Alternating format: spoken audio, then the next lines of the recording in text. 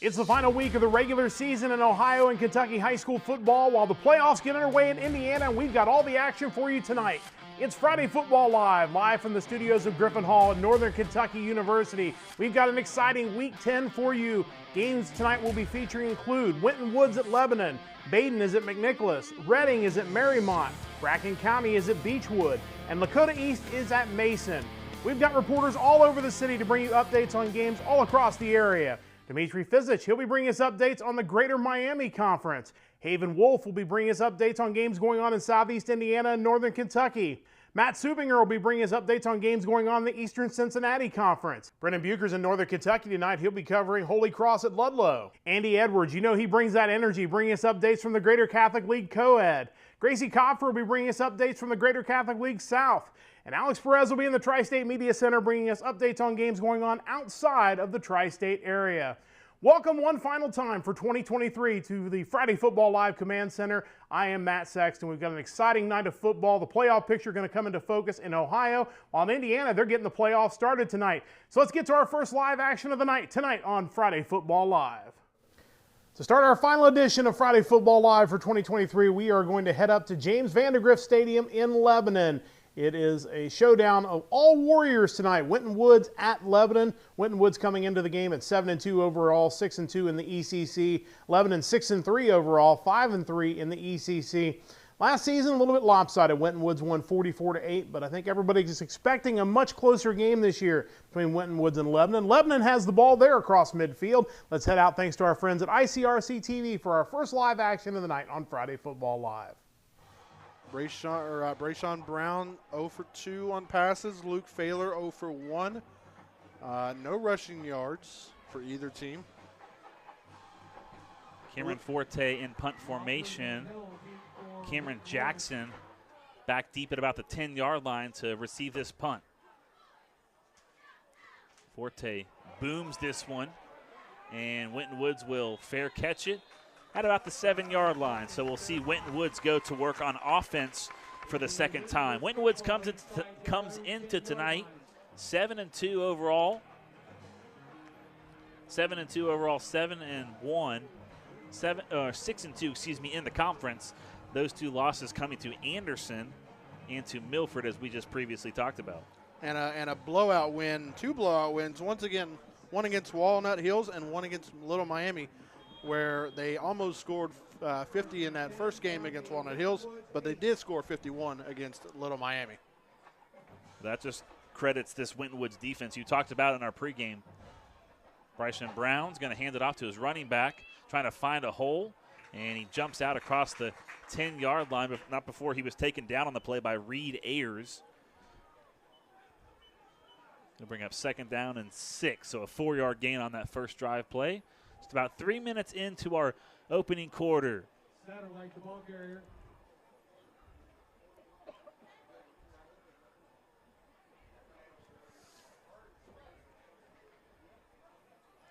Satterwhite was able to find a small hole, but that Lebanon defense right there to corral him up and not let him get the first down. Brown firing out to the far side, catches made and avoids a tackle and many more as he skips out across the near the 30-yard line. So Winton Woods going to the ground game on their second offensive drive, and this time they pick up the first down. There is an injured player at the 25-yard line. That is number 2, Charles Johnson, a senior.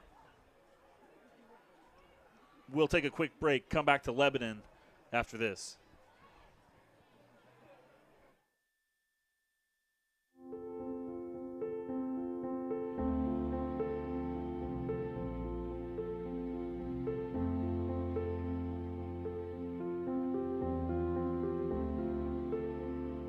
So we got a break in this one. We're going to go from one ICRC game to another one. Let's head up to Dwyer Field at Atrium Stadium. It is Mason and Lakota East. So let's head out there for the first time tonight on Friday Football Live. To throw it away. We saw him have a late game interception last week against West where he was on the sideline and he just tried to force something that couldn't happen, and West was able to turn that into points and eventually win. So you hope that he learned from that, and a nice job just throwing it away. You got 3 more downs. It's going to be a big thing for Mason this week. They got good momentum when they have it, but when they turn it over, it kind of falls apart from there. Yeah. So just keeping it a level head here. That's going to be a little dive up the middle. Looking like a little scramble for the ball. Seems like he has it, though, for a nice little 4-yard gain there.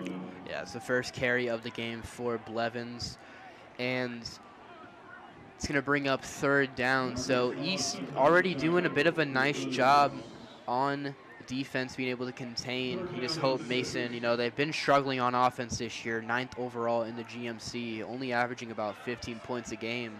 So against a struggling defense like East, you hope this could be a big breakout game for this offense going into the playoffs.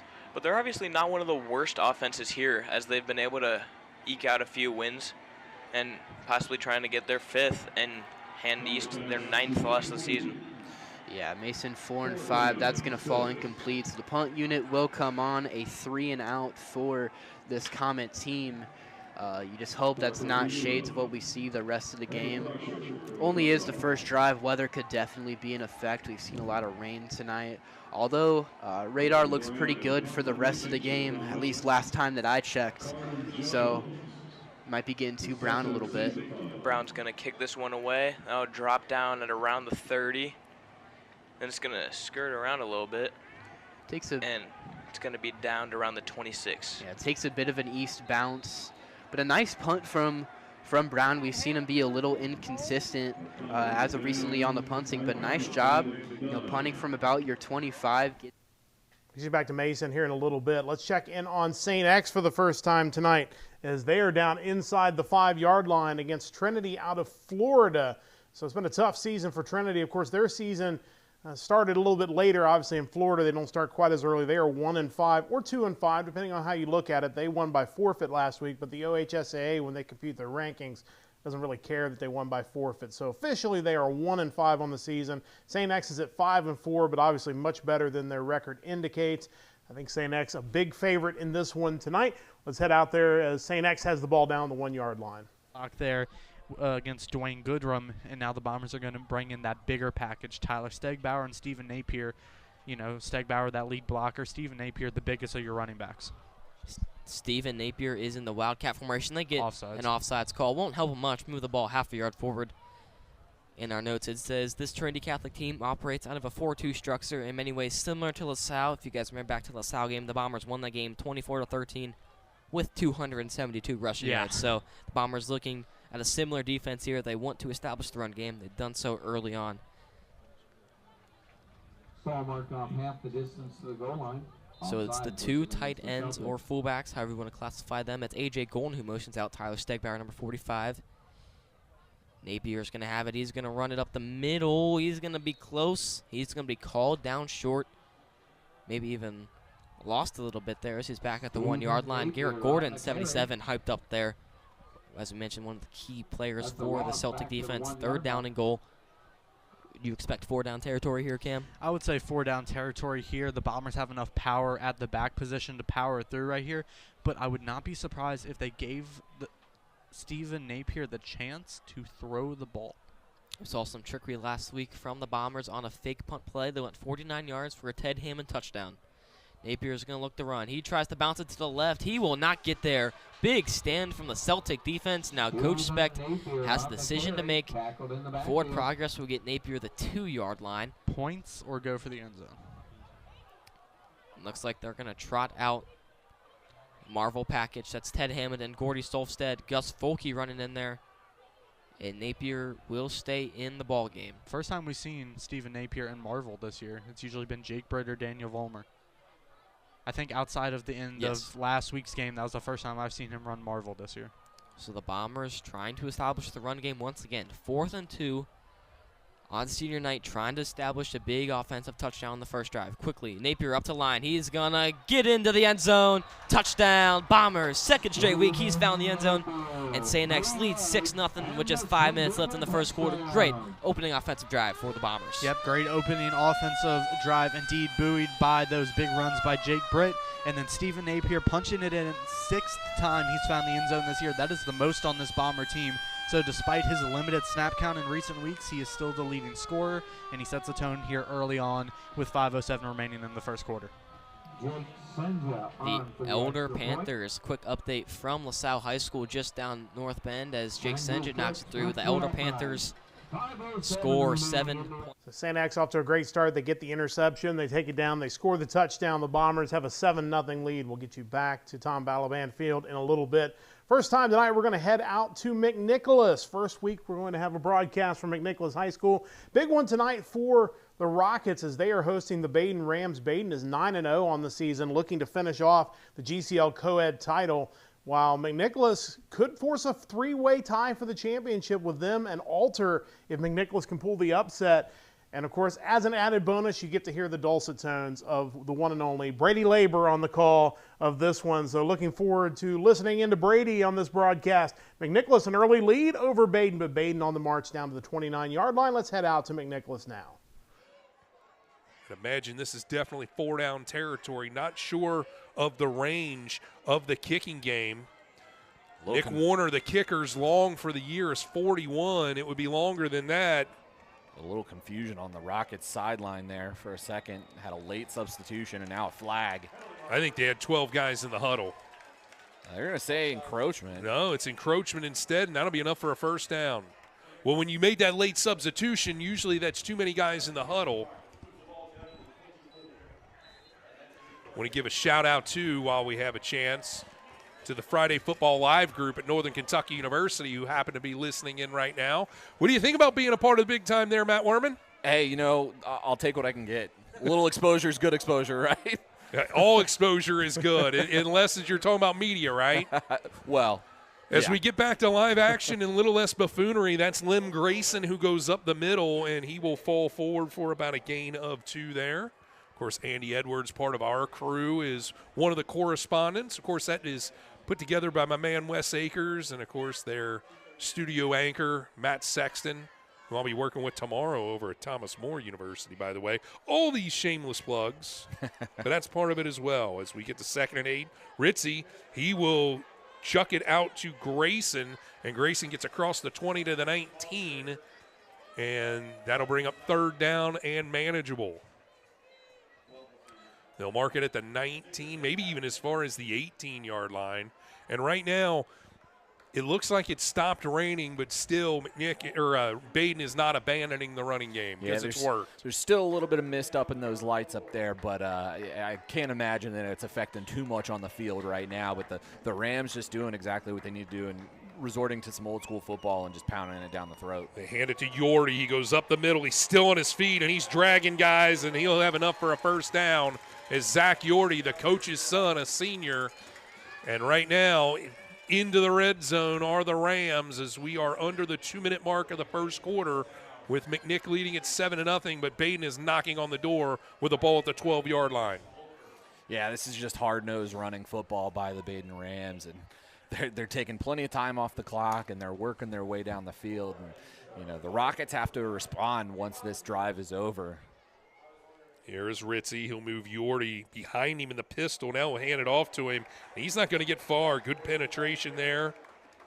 That looks like Fisk Day. Might have been the first one there. He came shot out of a cannon off the right edge.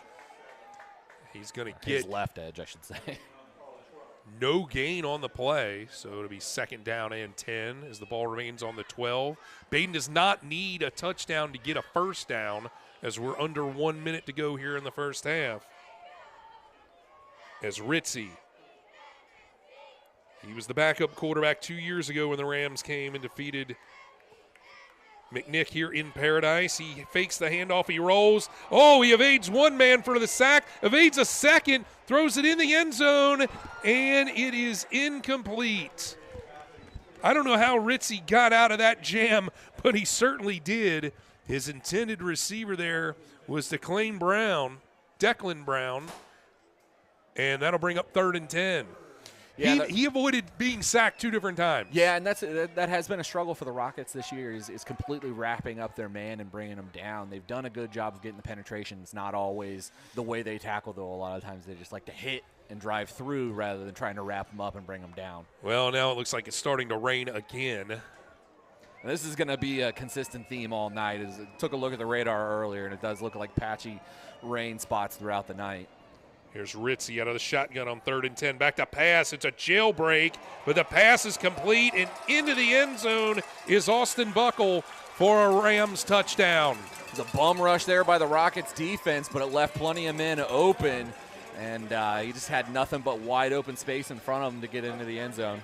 Well, that's what they call selling out for the sack, and it didn't work as Ritzy was able to get rid of it with a man open, and Buckle just races to the end zone for the 12-yard touchdown catch. And right now, Baden is an extra point away from tying this one up with 26 seconds left to go in the first quarter. It's Nick Warren. He will kick it up and through, and just like that, with 26 seconds left to go in the first quarter, the Baden Rams answer. And they have So screen pass for Baden, and they have leveled things with McNicholas. And thanks to Brady for the shout-out. And we will be working together tomorrow over at Thomas More. A noon kickoff on the Saint Sports Network. We'll go ahead and just finish that shameless plug completely while we head back on over to Northwest. I think for the first time tonight we'll head to Northwest. It is Harrison and Northwest. Harrison has a 7-0 lead, and now they have the ball back with just under 4 minutes to go in the first quarter. Just short of the 50-yard line. Going to be 1st and 10 for Harrison. COP FCU is the official credit union of the Northwest Local School District and a proud supporter of Northwest. As you see on the replay, number 44, Joshua Dixon did the right thing by lowering his shoulder and not putting the helmet, resulting in a 15-yard penalty. So good feed by number 44 from Northwest, lowering the shoulder. All right, so here we go. 1st and 10 from the 48-yard line, and Harrison going under center for the first time tonight. Hands it off to Coop. So we're going to see this Harrison run as I get ready to throw it back, as Harrison's got a big run inside the 30-yard line, inside the 20. It's going to be a touchdown for Harrison, so they are going to go up by 2 scores. We were getting ready to jump on over to another game, but that happens sometimes on Friday Football Live. As you're getting ready to go, sometimes something happens. So Harrison up 13-0 pending the extra point. We'll let you know how that goes in a bit. We're going to go ahead and head on over to Mason, who is on the move. Mason and Lakota East are scoreless, but they just had a big run, and Mason is inside the 30-yard line, so let's head out there live. His dominant sport has been soccer, and he's been very good at place kicker for the Comets. I mean, you get in that soccer weightlifting program, you're going to have huge legs by then to be able to kick it from 30. Quinn Brown's going to take another one up the middle, and he's not going down easily. Taking 5 people to take him down there back to the line. Oh, it looked like the entire defense was around him. We just now dip under a minute left in this first quarter, and he looks a little shaken up. We'll see on this replay, another designed run.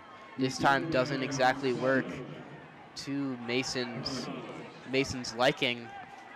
You hope Brown's okay. He was limping a little bit, but you know, Brown's a strong player. He's already came back from one injury. He's not going to let something minor take away from his senior night. And he'll get forward progress there, so it'll be about 3rd and 7. Under center snap here, so he'll roll out, play action. Looking to his left, shoots a bullet, and that one's out of bounds, and that'll set up 4th down. Yeah, just misses his guy on the sideline, and we just now hit under 10 seconds. 5 yards from the red zone, just missed an easy scoring play. Just was about 1 set of 4 short. And Brown checks out of the game. Looks like they might bring on Gokul, and yeah, they are. You see the holder Greer out there. And Gokul, he's been great this season. This will be a 42-yard field goal if he's able to knock it through.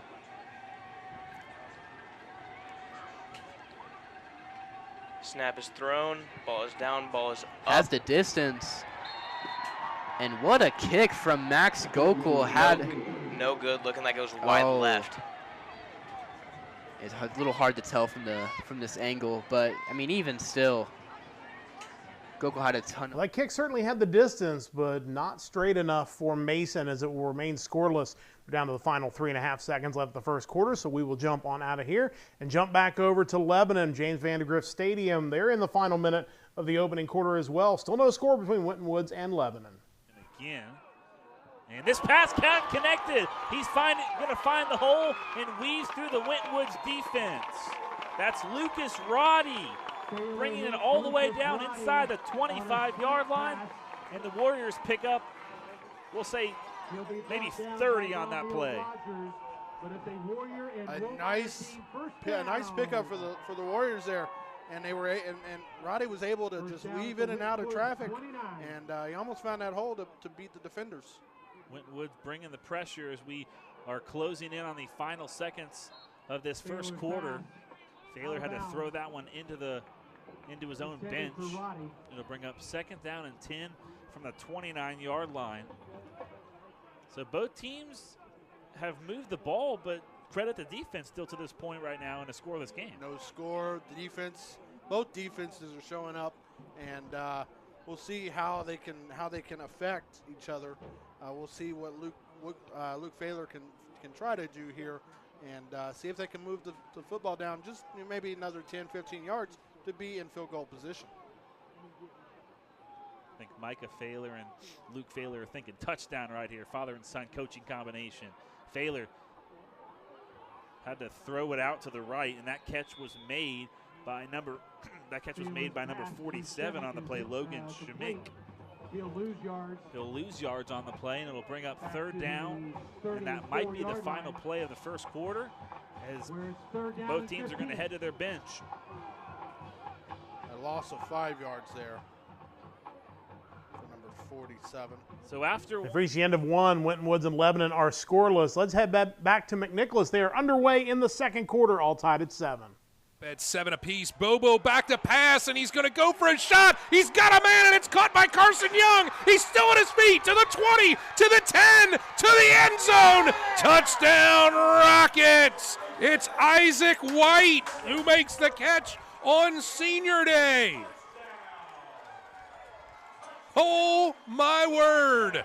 74 yards on the long strike from Bobo to White. And really, right as the rain and the wind started to swirl again, I don't think the Rams were completely ready for a deep shot like that. They expected, more of a conservative play call there, and that's exactly what the Rockets have been doing perfectly all season, is those deep shots, and it's been great route connections between the quarterback and receivers.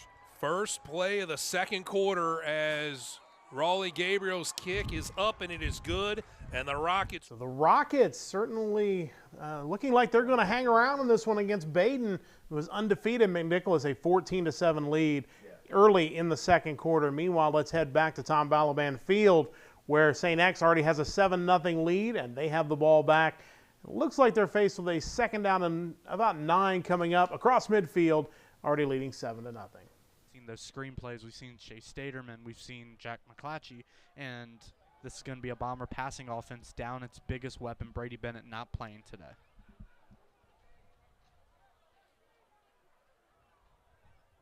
Second down and 9 after that pass play goes for 1 yard. A good open field tackle by Courtney Patterson. Seen the speed from Brett. He might have gotten to the end zone in that last play. And the Bombers look to reset. It's going to be a pitch to the right side, open space. He's going to run for 3, maybe 4 or 5 yards there. The initial play looks like Brett has space out to the outside, but then the Trinity defense is closing in quickly. Officially a gain of 4.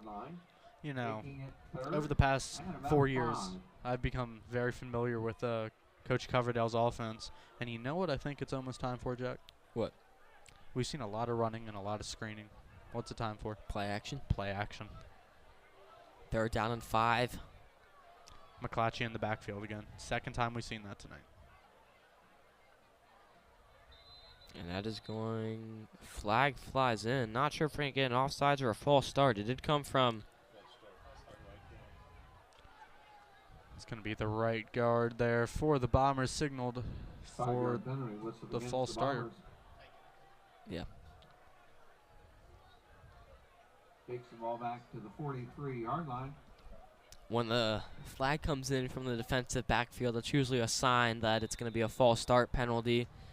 The back judge can't really tell if the lineman for the defense was offsides or not, so the Bombers got to stay disciplined. Brings up 3rd down and long now.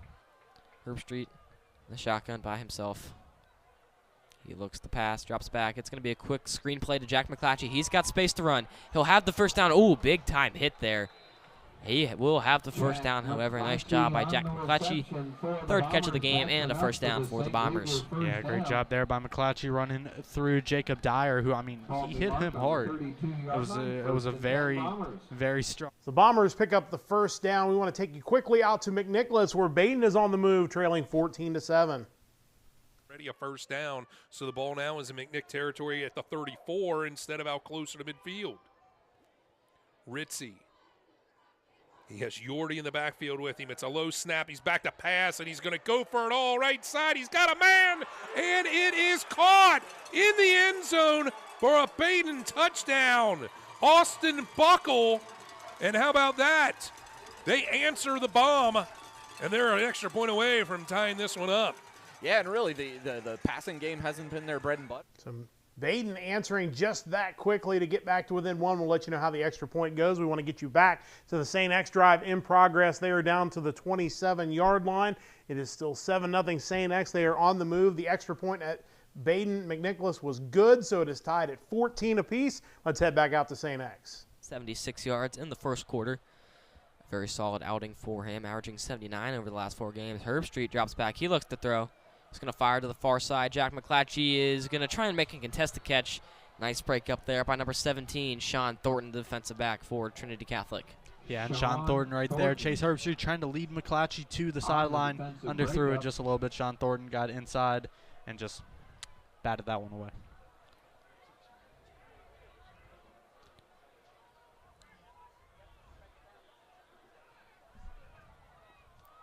Third down and 6 now.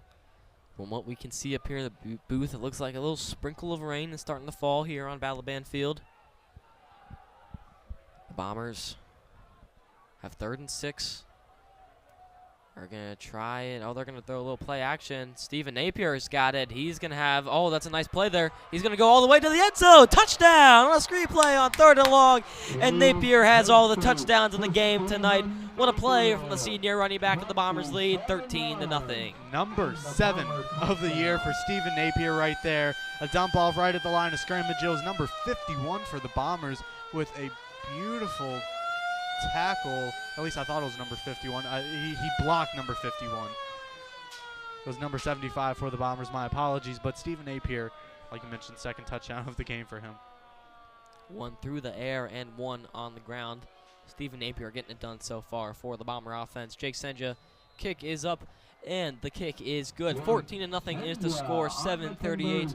We'll take a quick break here on ESPX. You're watching Bomber football. Don't go anywhere.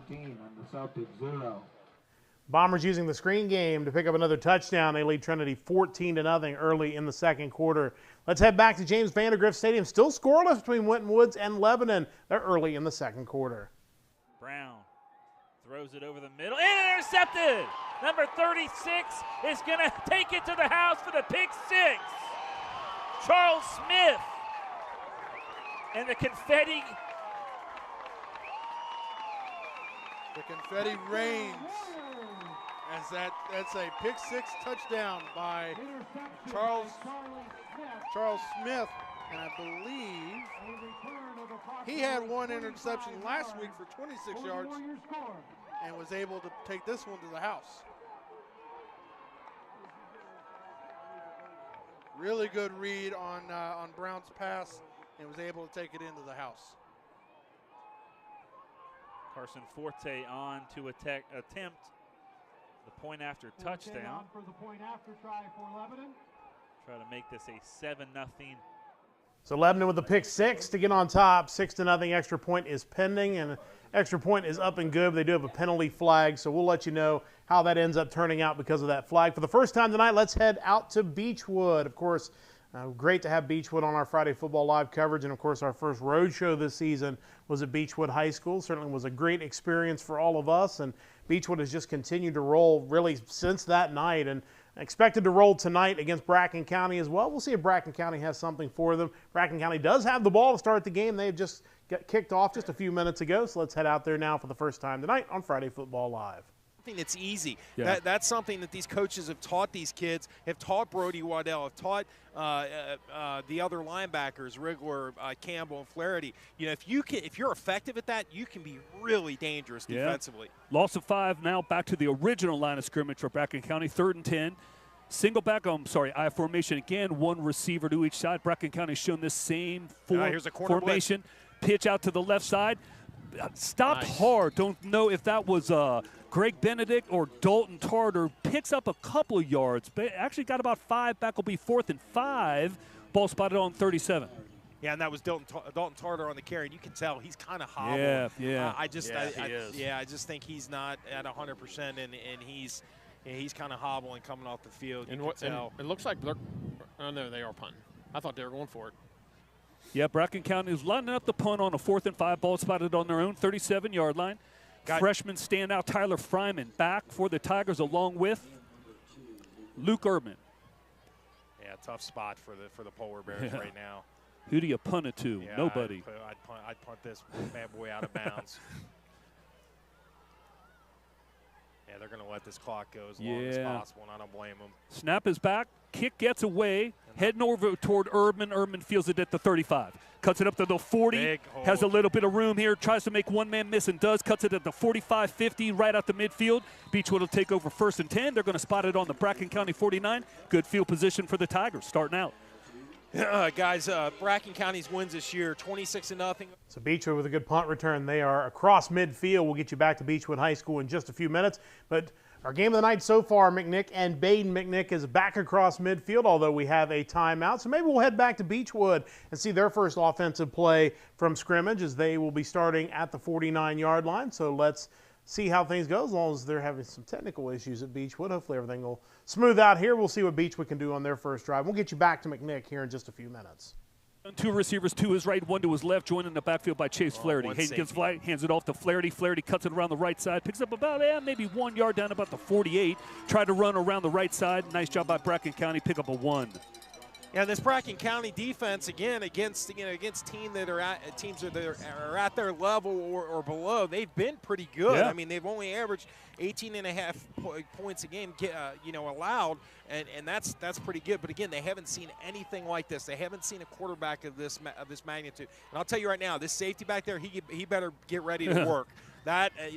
Clay is going to pick that young man apart. That is a tough defensive alignment for anybody defending against Clay. 2nd and 9. Hayden gets the snap and drops it. He was going to throw a quick screen out to his right with Erdman. The ball slipped out of his hand. Loss of about 7 or 8 yards. Going to take it all the way back to the Beechwood 46. Call it 3rd and 15 now.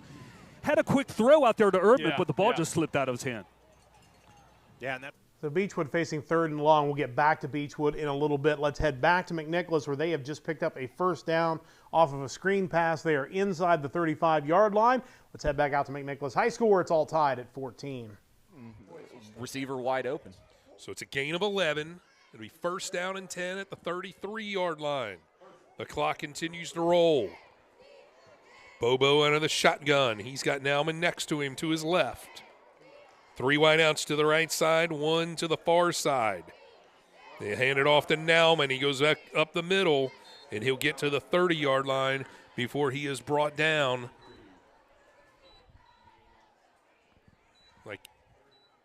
It's like 33, Trent Owens in on the stop.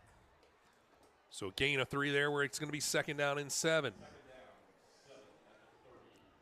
And again, looks like the Rockets, they're mixing up the pass and the run game a lot more than Baden has. Baden's kind of stuck to the run, but both formulas have worked for each team. Yeah, and, Baden's also made the pass game effective when they needed it to with that touchdown. They send Kyle Nauman in motion, and now they'll throw it to him, and he'll make the over-the-shoulder catch before he steps out of bounds. How about that? Fantastic the senior hands. Kyle Nauman. It wasn't for a whole lot of a gain. He gets right to the sticks, though, for a 1st down. Yeah, I thought that ball was past him at that point. There was no way he was going to get his hands on it, but able to just reach up and snag that one out of the sky. So a short gain, good enough for the first down, and it'll be at the 27-yard line. I think that's the 22-yard line. So the Rockets close to the red zone here. Here's Bobo. He'll go under center. He hands it off to Nauman. He breaks one tackle getting into the second level, and then he's tripped up before he is brought down. That was number 25. That was Lem Grayson playing defense there. And you saw the rush coming off the left edge of the defensive line, and it opened up an opportunity for Nauman to get up in the middle a little bit. They were able to get a push because they had one less defender up front. So after the gain of 7, it's 2nd and 3 at the 15-yard line. I know I've gotten this wrong the last 3 times we've been here, but I believe who will have the ball coming out of the second half? McNick kicked it off, so it'll be McNick receiving. See, I put you in that position as the handoff will go to Nauman. He bounces to the left side, and he'll go inside the 10-yard line close to the 5, and that'll be another first down for the Rockets, where it'll be 1st and goal at the 5, just outside the 5-yard line, possibly the 6. The Rockets in a good position at this point to set themselves up going into halftime. You can burn some more clock, waste some more time, and punch one in a couple plays and really set yourself up. If you can get a good defensive stand before going into the locker room, you've got some good momentum. So it will be Bobo from the shotgun. He's got Nauman next to him. Caleb Nauman. He sends Kyle Nauman in motion, and they're going to throw. Oh, to Kyle Nauman. Oh, and he catches it for a touchdown. Oh, my word. It looked like Kai Samples was going to intercept that ball, and he just missed it. And how about that? Kyle Nauman ends up with the touchdown. And if he wasn't going to intercept it, he was going to lay the wood on the receiver for Nauman, but Nauman just able to get that one down and make him miss. Well, that's the thing. He went for the ball instead of the offensive player, and it turns out that choice did not work out, and the Rockets score again. And now here is Gabriel, and that kick is up, and it is good. So in a back-and-forth affair with 4:43 left to go before halftime, the McNicholas Rockets take the lead for the 3rd different time. This time they lead the Baden Rams by a score of 21-14 right here on the McNicholas Broadcasting Network. So McNicholas answers again. They take a 7-point lead over Baden. I have a feeling we're going to be spending a lot of time out at McNicholas tonight, but we're going to check back in with our friends at ICRC. And it looks like we may have had a turnover there. We will see. They're going to call it an incomplete pass. Well, that was really close. Winton Woods defense trying to come up with a big stop, trailing 7-0. So the visiting Warriors will take over on downs at the, looks to be 34-yard line. 1st and 10 from the 34. See if Winton Woods can capitalize off the turnover. Bryshawn Brown back out there to work. The sophomore quarterback. 2 sophomore quarterbacks tonight. Brown's going to throw it out to the right side, and Lebanon all over it. Nice tackle made on the play by, this time again by Charles Smith. Brown pass. And all over Charles Johnson Down on the play by the Warriors for a gain Charlie of Smith. 1. It'll be a pickup of only a yard out to the 35. 2nd down, 9. 2nd and 1 upcoming.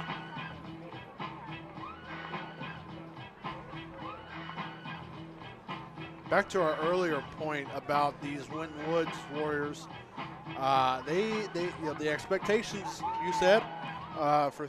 Once again, we're going to go from one ICRC game to another as we'll leave Lebanon and head back to Mason, where it's still scoreless between Mason and Lakota East with just under 6 minutes to go before halftime. They're really knocking on the door. Huge play for the Comets. Braden Greer, just been watching him for a couple of years now, and just his progress has been incredible. He's just an electric guy to watch on the offensive end. First and goal, pitch to the right. Adesanya's going to run in, and that's a Mason touchdown. Perfect blocking, and the Comets get on the board here first. Tamian Adesanya, his 5th touchdown of the year. The junior gets the Comets on the board here first with 5 minutes and 43 seconds left here in the first half. And for this Mason offense that has such a slow start, this drive they just really got it going, and that's just a perfect drive from this Comet team. And you and I talk about how emotional this offense is, how electric that pass was. That led right into the touchdown. Just perfect execution.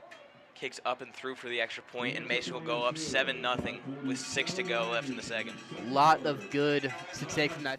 So Mason gets the first score of the game on the big touchdown run, the big boy running it in and flexing on him a little bit. A 7-0 lead for the Comets over Lakota East in the Week 10 showdown for both of those teams. Let's head back to McNick and Baden. Like I said, we're probably going to be spending a lot of time out here because guess what? Baden's already across midfield down to the 43-yard line of the Rockets, looking to tie this one up, trailing 21-14. All right, What's he's up having to with that? borrow my umbrella. Yeah, I'll have to report to his now mentor, his next mentor in life, Wes Akers, and let him know. Here's Grayson, and boy, he is stopped. Minimal game, it's going to be enough. He only needed 1. He might have gotten 2, and that'll be a first down for the Rams. Looks like they'll spot it where the nose of the football touches the 40-yard line. Is Lem Grayson once again is the ball carrier. Yeah, you can just see that rain and the lights coming down, and it looks heavy, but it's deceiving. I don't think it's nearly as heavy as It's it looks not, from up here. but it's still, man. We say that as we're dry up here, Right, yeah, and of absolutely. course, if we start traveling to the playoffs, we might be in press boxes. So We've yeah, been there before. Yeah, been there. Hey, last year at Princeton, Yeah. it was just cold then. Here is Ritzy. He's got a man, and that's the first target of the night for their leading receiver, Aiden Brown, and it's overthrown. Nate Collier in coverage, and that'll bring up 2nd and 10. I got a little distracted there. There was a ball thrown on the far sideline. Oh, and you picked I the wrong one. I thought a flag was thrown. Yeah, you picked I the thought wrong a flag one. was thrown, so. I don't know what is that. Bobo getting some extra work in over there?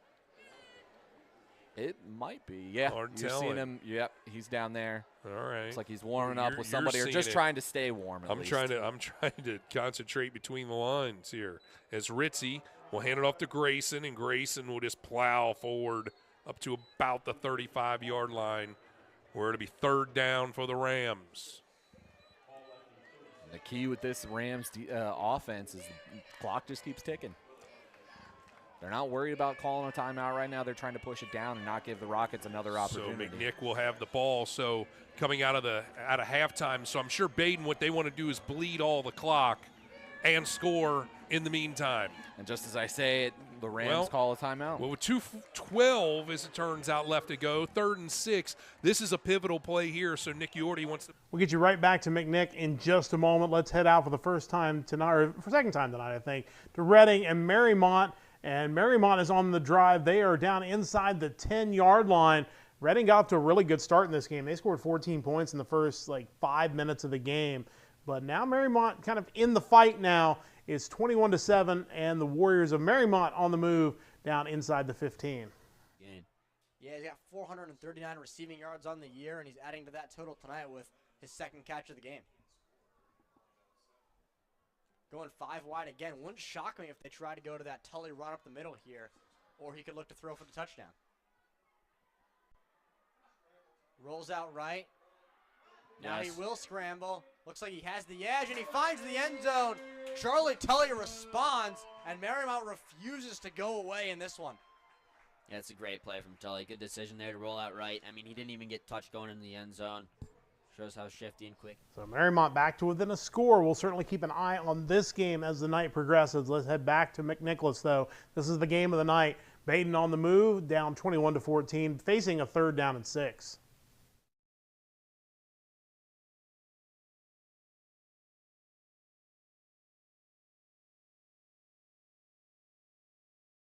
Steps out of bounds. It's going to be just enough for a first down. He was right at the sticks, knew exactly where he was. Exactly. He knew right where to go and made sure to not fall in front of that. and he steps out of bounds, more importantly, to stop the clock, and it'll be 1st and 10 now at the 29-yard line with 2:04 left to go. So a fresh set of downs for the Rams. Can the Rockets get a stop here? They hand it off to Grayson. He'll cut right side. He's got all kinds of room, and he'll finally be brought down just short of the first down. I believe it was Collier along with Jake Reese in on the stop, and that'll bring up 2nd down and 2 after the gain of 8, and the clock continues to move as the ball now at the 21-yard line. Ritzy will remain in the shotgun with Grayson there. They'll hand it off to Grayson again in the short yardage situation. He'll cut back up the middle, and he'll have plenty for a first down. And we'll see now if Baden thinks about using a timeout to stop the clock, as the clock did stop to move the chains. And now they'll wind it again once they're set, as the ball is now placed inside the 20-yard line at the 17. Ritzy again will hand it off to Grayson up the middle. This time he'll run into a gang led by Evan Wickman inside, this time the 15-yard line down to the 14 as the clock approaches 1 minute to go. Baden still has 2 timeouts to use. They choose not to go that route. He will roll out Will Ritzy. He's got a man, and it's overthrown on the near sideline as Austin Buckle is the intended receiver, and that'll stop the clock with 54 seconds left to go. 3rd down and 17 at the 14. 3rd down and 7 at the 14-yard line. And it looks like here Baden is not thinking about field goal, at least not yet. Their field goal kicker is not even warming up. Looks like the Rams are going to call a timeout. So they will use their 2nd timeout with the clock already stopped, and they will talk it over on their sideline. So each team with 1 timeout remaining and 40. We'll get right back to McNick when they come out of this timeout. Let's head back to Lebanon, where they lead 7-0 over Winton Woods. About 5 minutes to go before halftime. Lebanon has the ball right around midfield.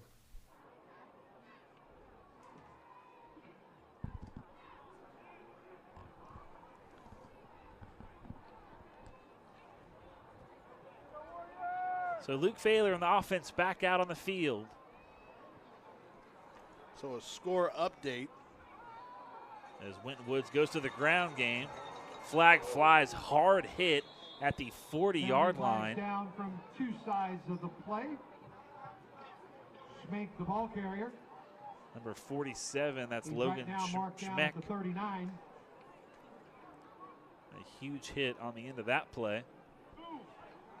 Holding. Gonna go 75 on the offense. We'll get back to Lebanon in a little bit. As promised, we're going to head back to McNick as Baden is coming out of the timeout, facing a 3rd down and about 7, trailing 21-14 as they approach halftime at McNicholas. It's Ritzy from the shotgun. He's back to pass, and he's going to jump pass, and he finds a man. It's Zach Yorty, who stiff arms Collier, but he can't get away from him, and he's finished off by Jake Reese, and that's short of a first down as the clock continues to move, and that'll bring up 4th down. And it's a minimal gain. In fact, it's no gain to the 14-yard line. The clock still moves with 30 seconds left. And what Baden's doing is they're going to bleed clock. They're either going to score with no time on the clock or they're going to get stopped with no time on the clock. Yeah, and this is, obviously this is a big decision. This changes the way the momentum runs for both teams.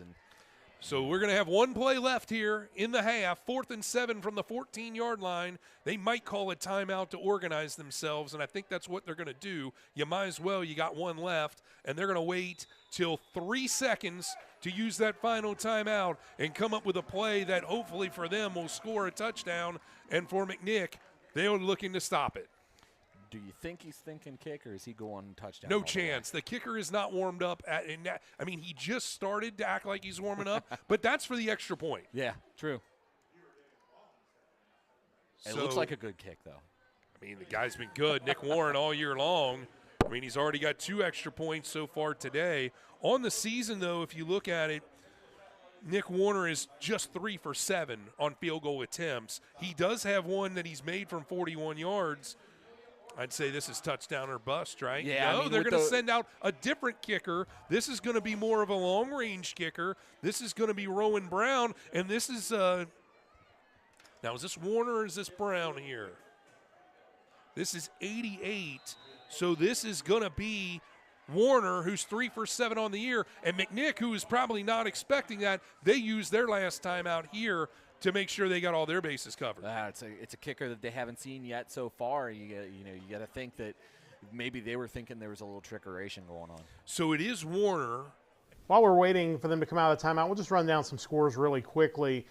LaSalle is leading Elder 14-7 in the second quarter. St. X now up on Trinity Catholic 21-2, so Trinity Catholic gets on the board with a safety. Moeller leading 14-0 in the second quarter. In the ECC, Kings up 7-0 on Anderson, and Milford up 7-0 on Turpin. Colerain and Fairfield tied at 7.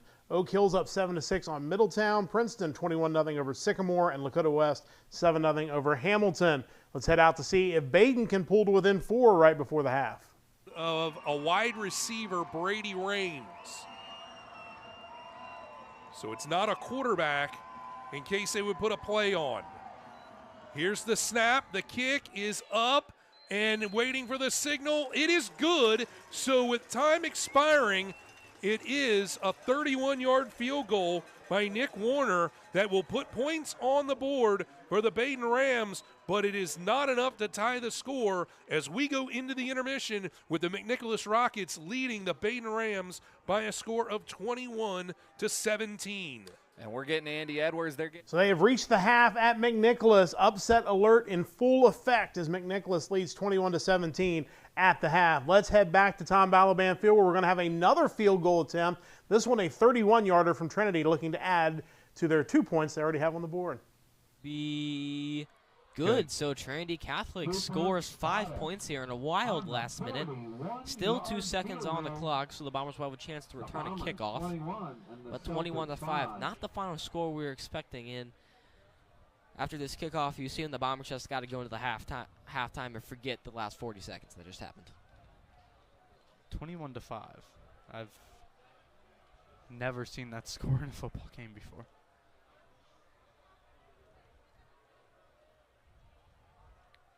I don't know about you, Jack, but on Jersey nights, I always like to see all the different jerseys that people come with.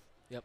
Got a Michael Porter Jr. jersey. Yep, that's Charlie. So Trinity has added a field goal. They trail St. X 21-5. We will get you back out there in a little bit. Let's check in once again with Beechwood, and as expected, they are off to a great start, a 14-0 lead. Bracken County has the ball. Looks like their drive just getting underway right around the 36-yard line. Yeah, Whitna Jr. On the season, 49 completions and 110 attempts. It's 44.5% completion rate. He's got 10 touchdown passes, 6 interceptions, 874 yards passing. The other thing is too, when you see a kid that big playing quarterback, you hope, if you're a coach with a kid with that size, you're thinking, I hope he can run. Yeah, no doubt. And this year, just hasn't had much success on the ground at all. How about this? 45 carries, 5 yards rushing. Wow. Yeah, 3 touchdowns, however. After the penalty, it's a 1st and 20 now. The ball is spotted all the way back on the Bracken County 23. 8:53 to go, first half, clock running. Beechwood 14, Bracken County nothing. Thanks for tuning in on this homecoming. We'll be off next week, our bye week, and then the playoffs start 2 weeks from tonight. Wing T here, I think. Yeah, Wow. Whitten in the backfield, hands it to the second man through that again. That might be Benedict Xander. Yeah. Wriggler says hello and throws him down for maybe back to the line of scrimmage. Xander Wriggler with the first hit. Jack Meyer came in and cleaned it up. I mean, just tough, hard-nosed football play right there by those 2 young men. They're going to give him no gain on that ball. Still at the 23-yard line. 2nd and 20 here for Bracken County. That holding call, they did not need that at all after getting their first down of the game. I think the other thing is, too, and, last night if anybody was at the homecoming parade, you saw Bob Burnett, the master of ceremonies, the grand marshal. This Beechwood offensive line, defense, and also the defensive front, they're just so much more dominant. They have controlled these district games big time. 2nd down and 20. Whitten again with 1 man in the backfield, 3 receivers to his right.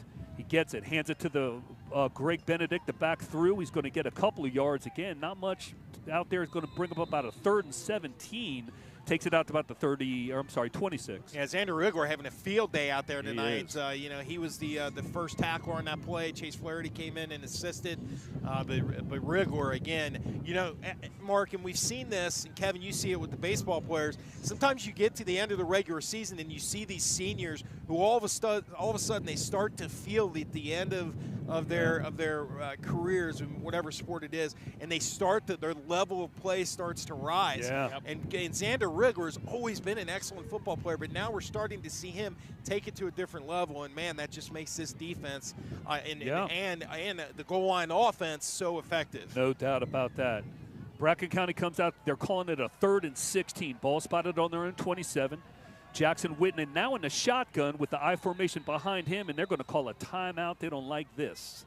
Bracken County timeout. 6:46 to go, first half. 14 Zip Tigers.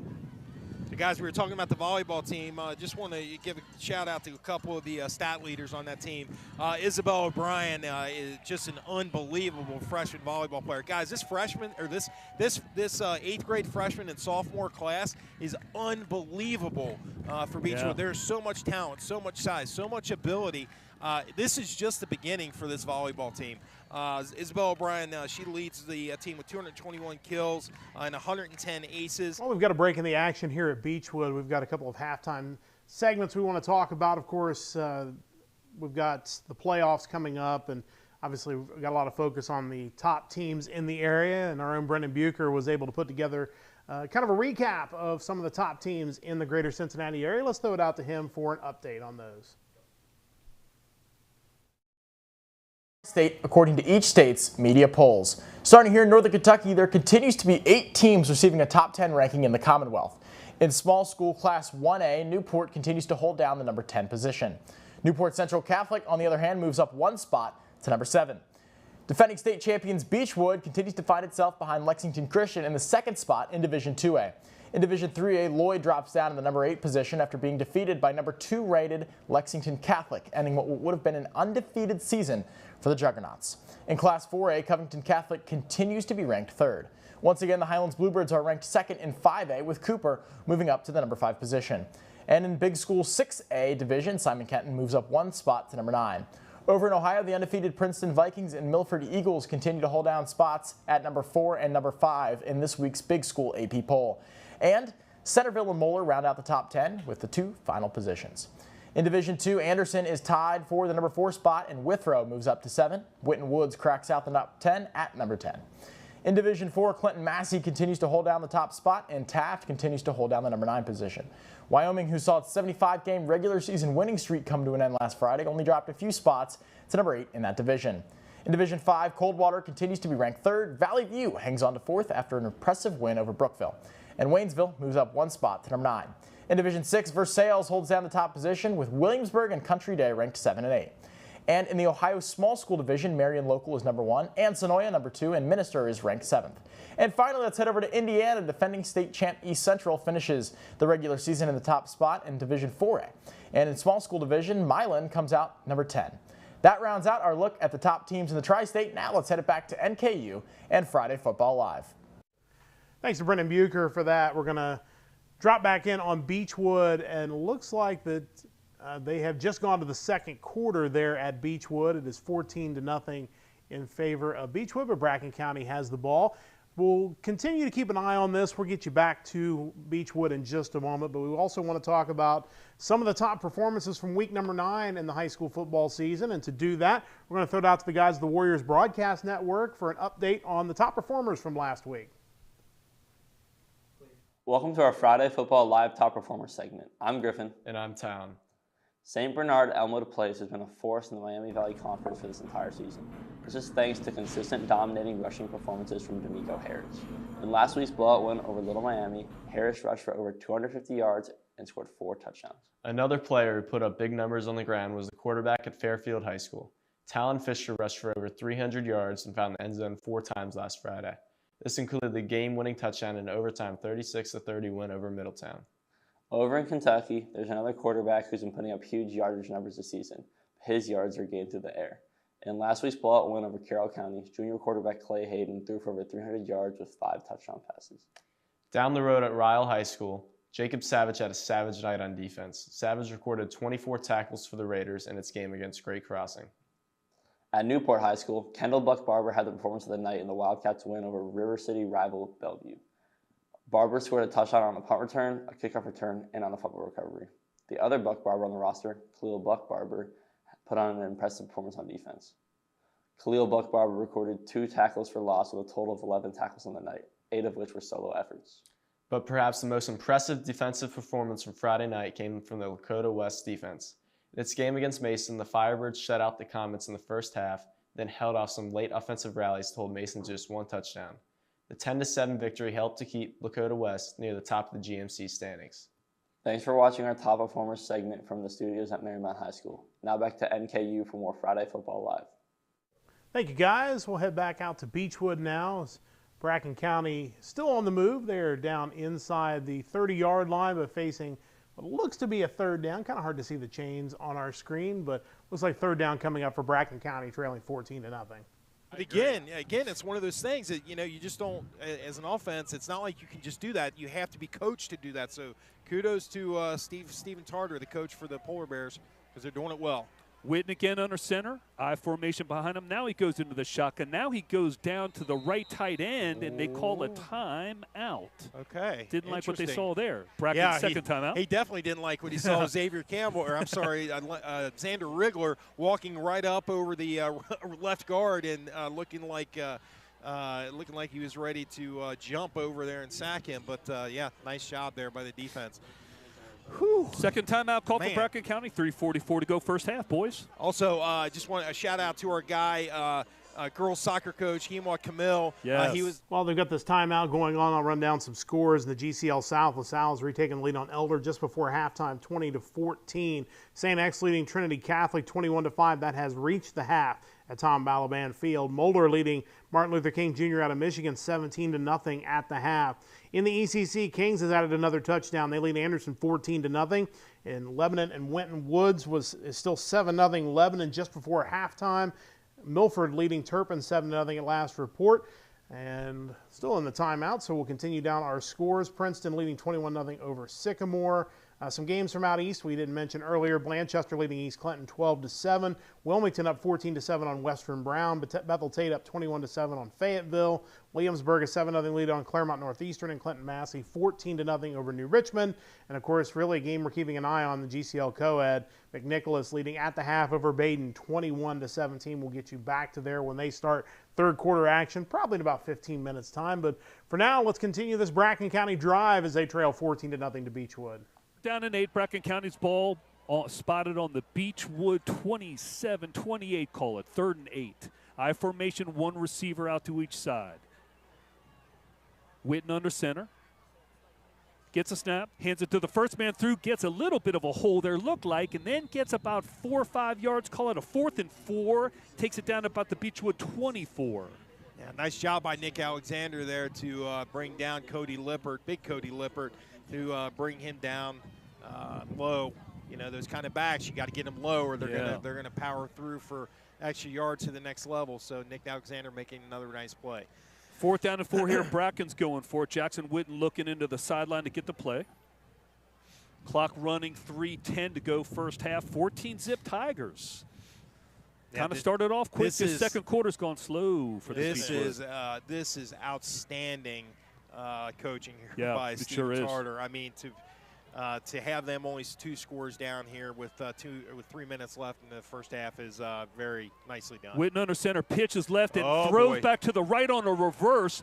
Picks up a flag, is thrown down. He's going to get real close to the first down. We'll see what this flag is, though. I got a feeling it's a holding call. It is. Yep, hold.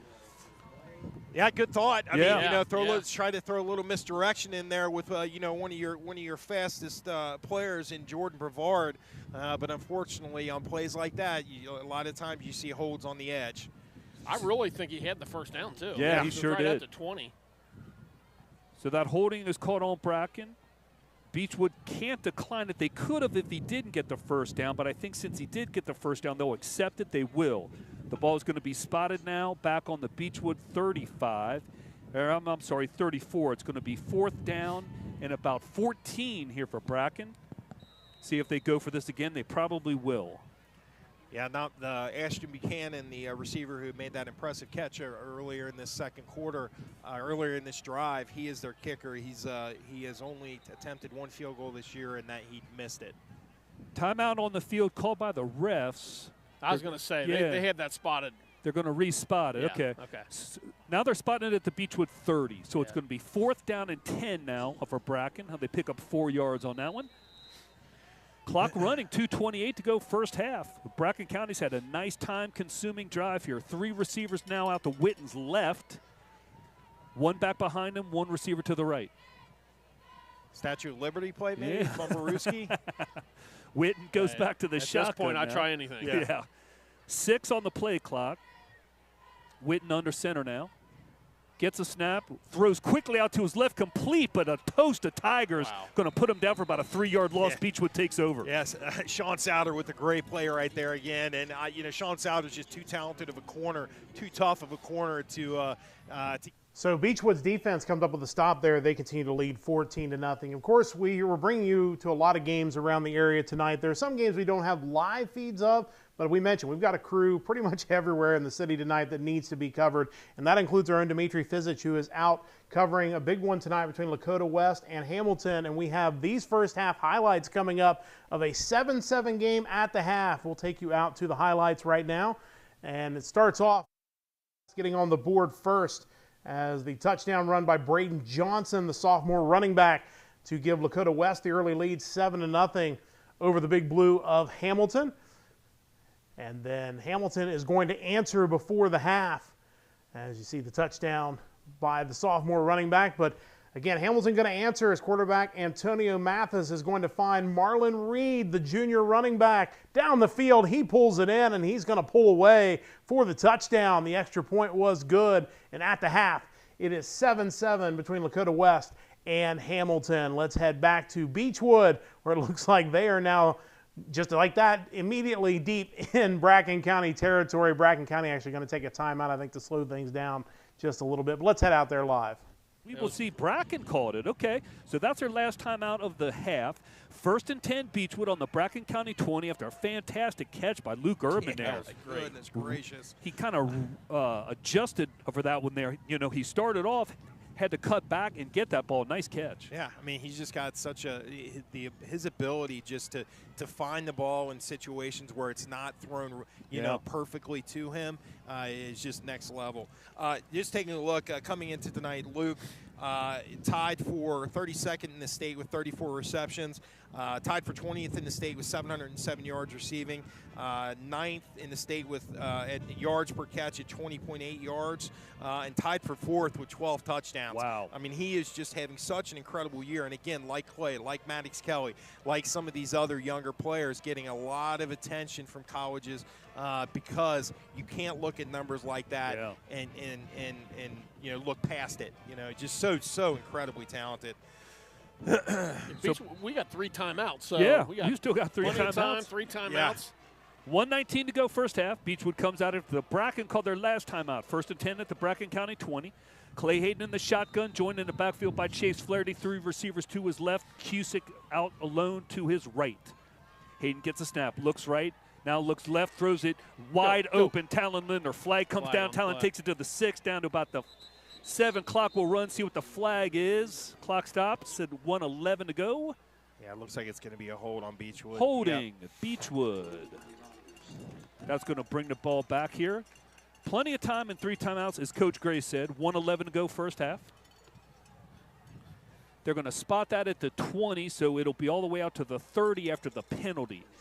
It'll be 1st down and 20 for Beechwood. They're hurrying up, getting ready to run here. Hayden in the shotgun, 3 receivers to his left, 1 to his right, 2 to his right. Flaherty joins him.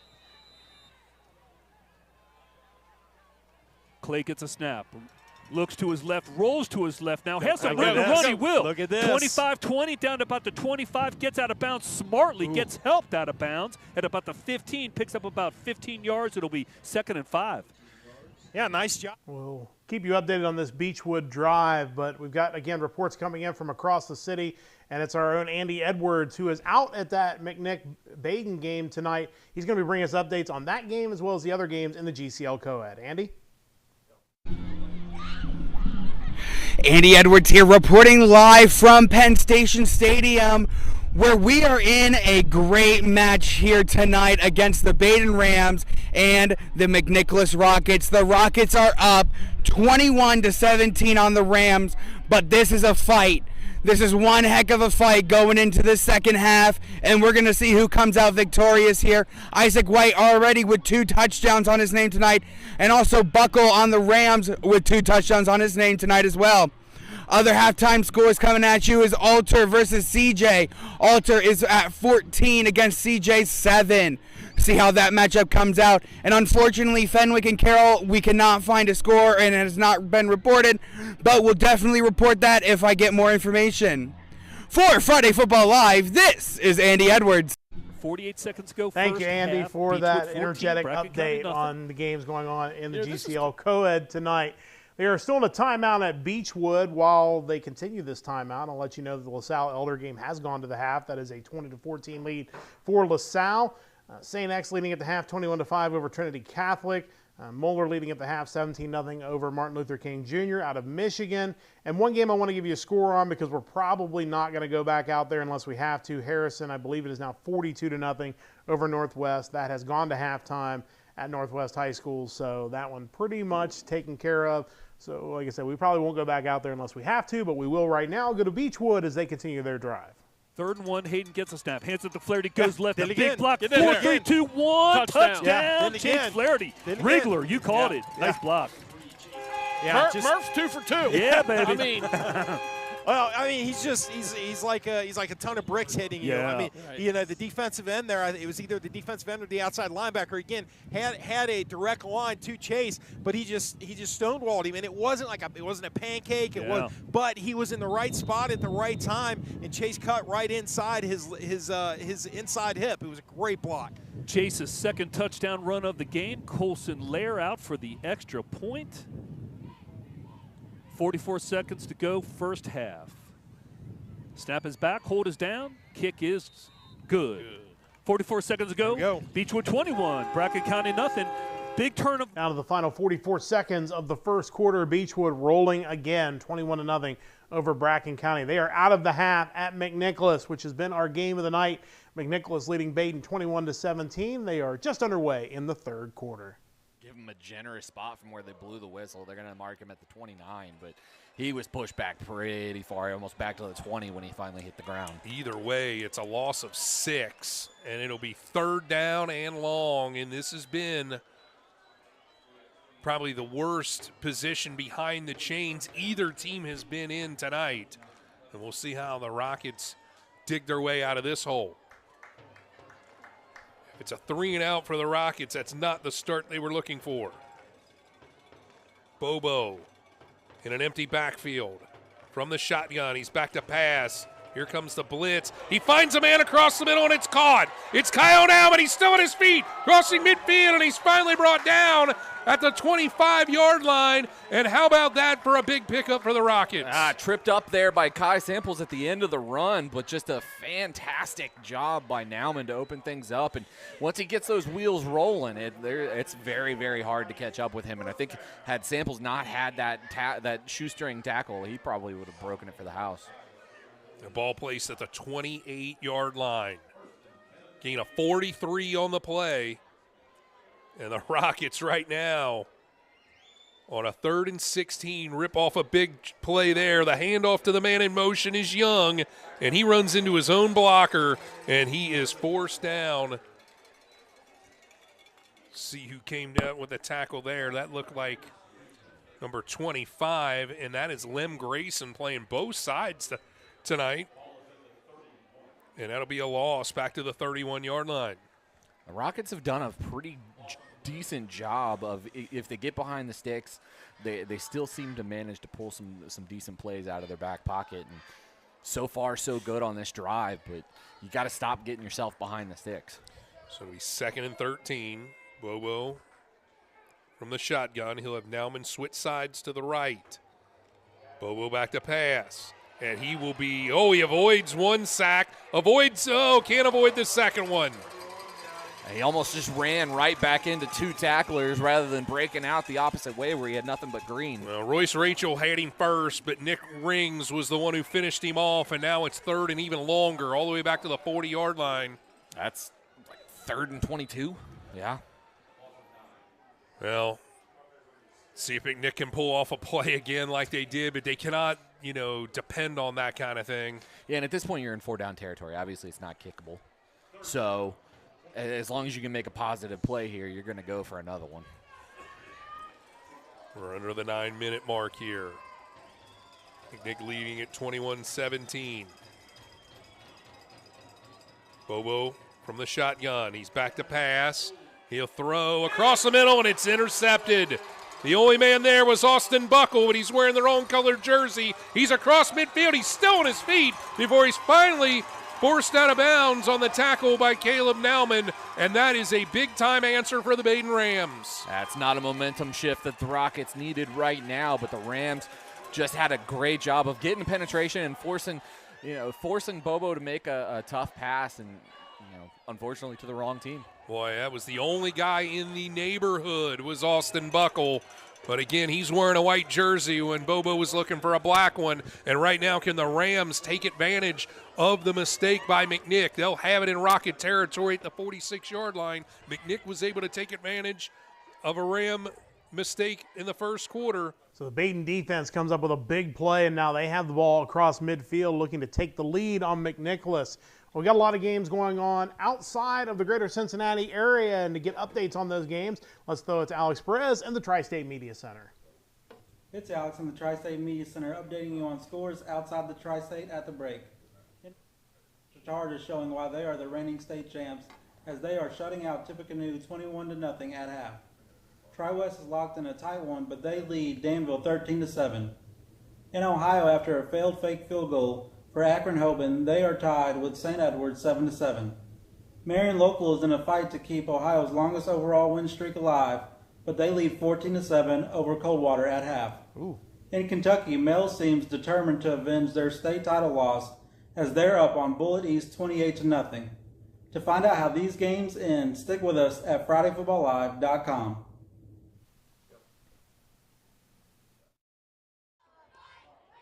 For the call. The handoff will go to Grayson. He will run into a wall, and looks like Fisk Day is the first one to him.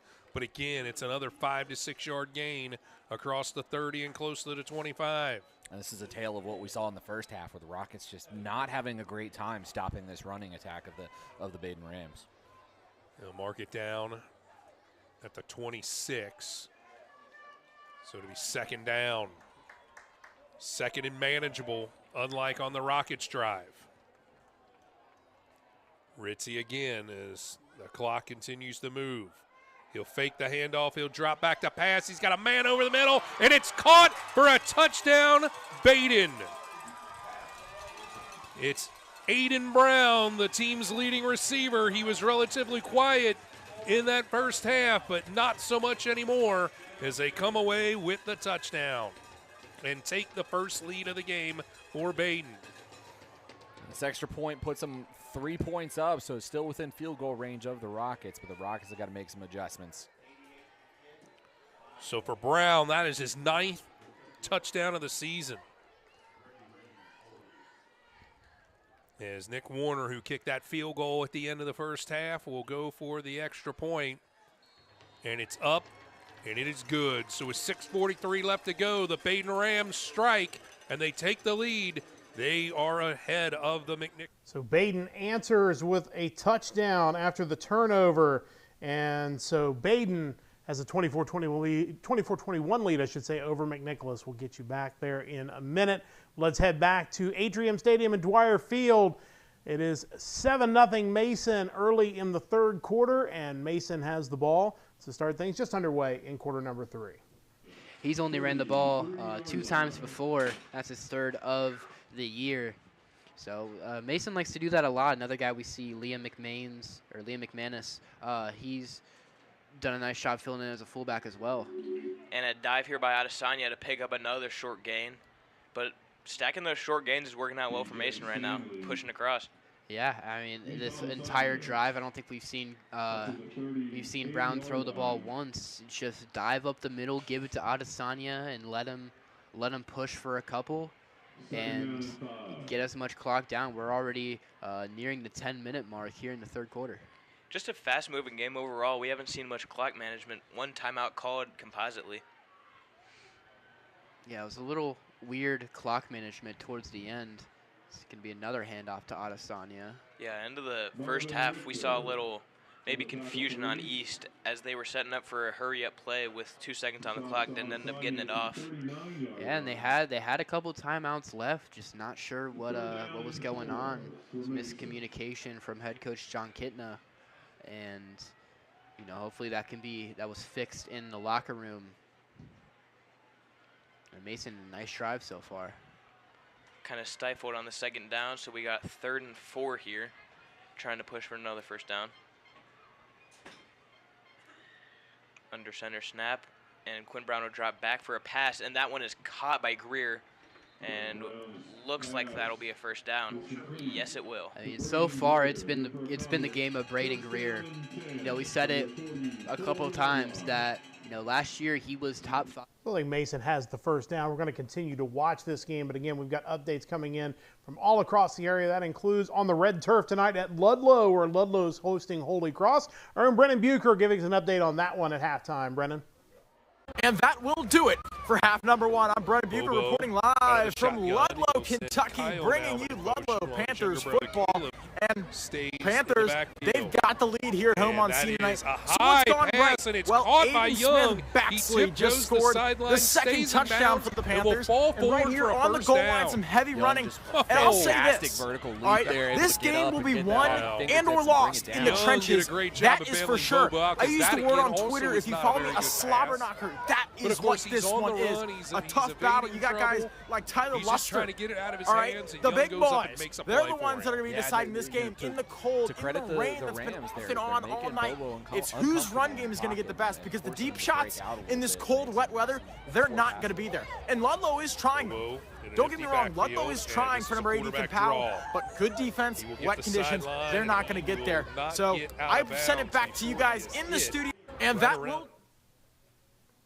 So we are finished with that update from Brennan Bucher, letting us know on the halftime report at Ludlow and Holy Cross. We're going to head back to Mason, where it is 7-0 Mason, and they are across midfield. I mean, you're already down the field in a couple first downs, all rushing. I mean, one pass on the drive. Yeah, I mean, this is what Mason's offense has looked like all year. They, the crowd went crazy for that Greer deep ball catch, because it's not something that we see a lot from this Comet team. So seeing that was awesome, but this is just exactly what Coach Little and Coach Kastner have wanted this offense to look like all year. Just run the ball down the defense's throat, and they're executing it perfectly so far. 3rd and 3 here. It's possible that Quinn Brown rolls back to throw this one, as they have on a couple third downs here. And a pitch out here. And he will be brought down at the line of scrimmage. That was a pitch. So Mason going to have a decision to make on 4th down. Just a reminder that, of course, you can see any of these games beginning to end tonight at FridayFootballLive.com, as we're going to jump from Mason back to McNicholas, where McNicholas has a big 3rd down and 2 coming up. And looks like they will try to throw the ball here, 3rd down and 2, and it's going to be complete for a first down. Also a reminder that you can check out our social media at TGIF Football on Twitter or X or whatever you'd like to call it. That is where all of the updates are being posted as they happen, so make sure you check out our Twitter page at TGIF Football. McNick has a first down, trailing by 3 down at the 42-yard line of Baden. Move the sticks.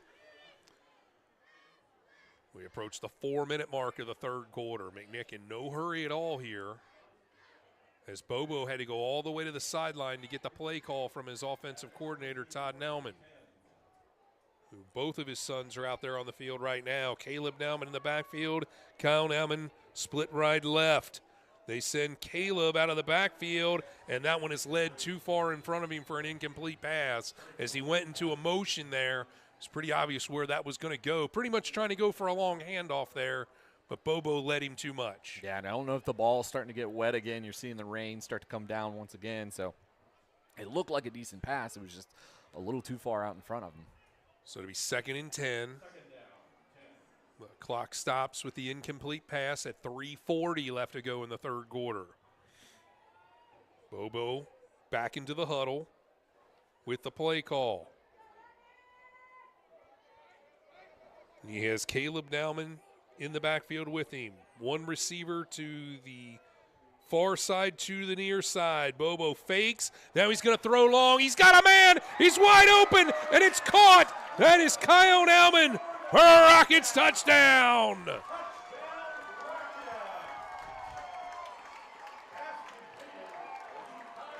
So 35 yards on the pitch and catch, and the Rockets retake the lead. I'm going to say it once again. This is something that the Rockets have done over and over this season, is just be able to break those long passes. And absolutely fantastic job running their routes. So now it'll be Raleigh Gabriel once again. So McNicholas retaking the lead, the extra point pending as we look at it, and the extra point is up, and it is good. So with that good, let's head back out to Mason, as McNick now has a 4-point lead on Baden. Mason looking to take what would feel like a commanding 2-score lead on Lakota East. It is 7-0 with about 5.5 minutes to go in the 3rd quarter, and Mason is down inside the 10-yard line. 99% chance that he's going to be getting the ball. So, this defense, they got to be riling up a couple of blitzes, hopefully causing Quinn Brown to throw. And, we've seen Greer have a huge catch, maybe get his 2nd touchdown of the year. And it's looking like Adesanya's off to the side for this play. Quinn Brown under center setup. He will drop back to look for a pass. This guy on the right Open side. on the right, and he is taken down to the 2-yard line. It will be 3rd and goal, short to the goal line. Yeah, that's Vaughn Johnson, the newly moved tight end. That's going to be his 4th reception of the year. Had that lone touchdown last week. Johnson, he's been a tackle for the team all year, but a lot of guys say he's very well equipped at tight end. Nice job there, a great catch, but just a great open field tackle there from Lakota East. I mean, beautiful field setup. You look at what Kastner's been putting together here on this drive, and he's read the defense perfectly and set up for success. You got 3rd down, and we're going to get, looks like a timeout. I saw a flag thrown there. Yeah, it is going to be a flag. It's offsides on Lakota East. So we saw Mason get hurt by the offside call a lot in the first half, but now it's East that's getting that's kind of shooting themselves in the foot, especially with Mason in the red zone. You can't afford to give up any free yards. That's going to make this 3rd down a lot more manageable. And now you push him to the point where you might just have Quinn Brown diving over the line. I think that's what we're going to see without Adesanya in the game. And he's going to hand it off. Might have been stuffed at the line there. We'll see the call. It looks like he did not reach. Yeah, nice job by East. Not letting him get in. Chase Blevins on the carry. I think we're likely going to see Mason stay on the field here. At least if I'm Coach Kastner, I'm going to keep this team on. And, yeah, we're going to see Kai Woolfolk and Adesanya come in to the game. And we still we've seen this many times from the comments on 4th and short at the goal line. They bring in their big guys, and they just try to stuff the ball in with their strength. Big moment here for Mason trying to power through. And we're going to get a timeout called. So, nearly Mason, the entire 3rd quarter gone here, Daniel, in the first timeout.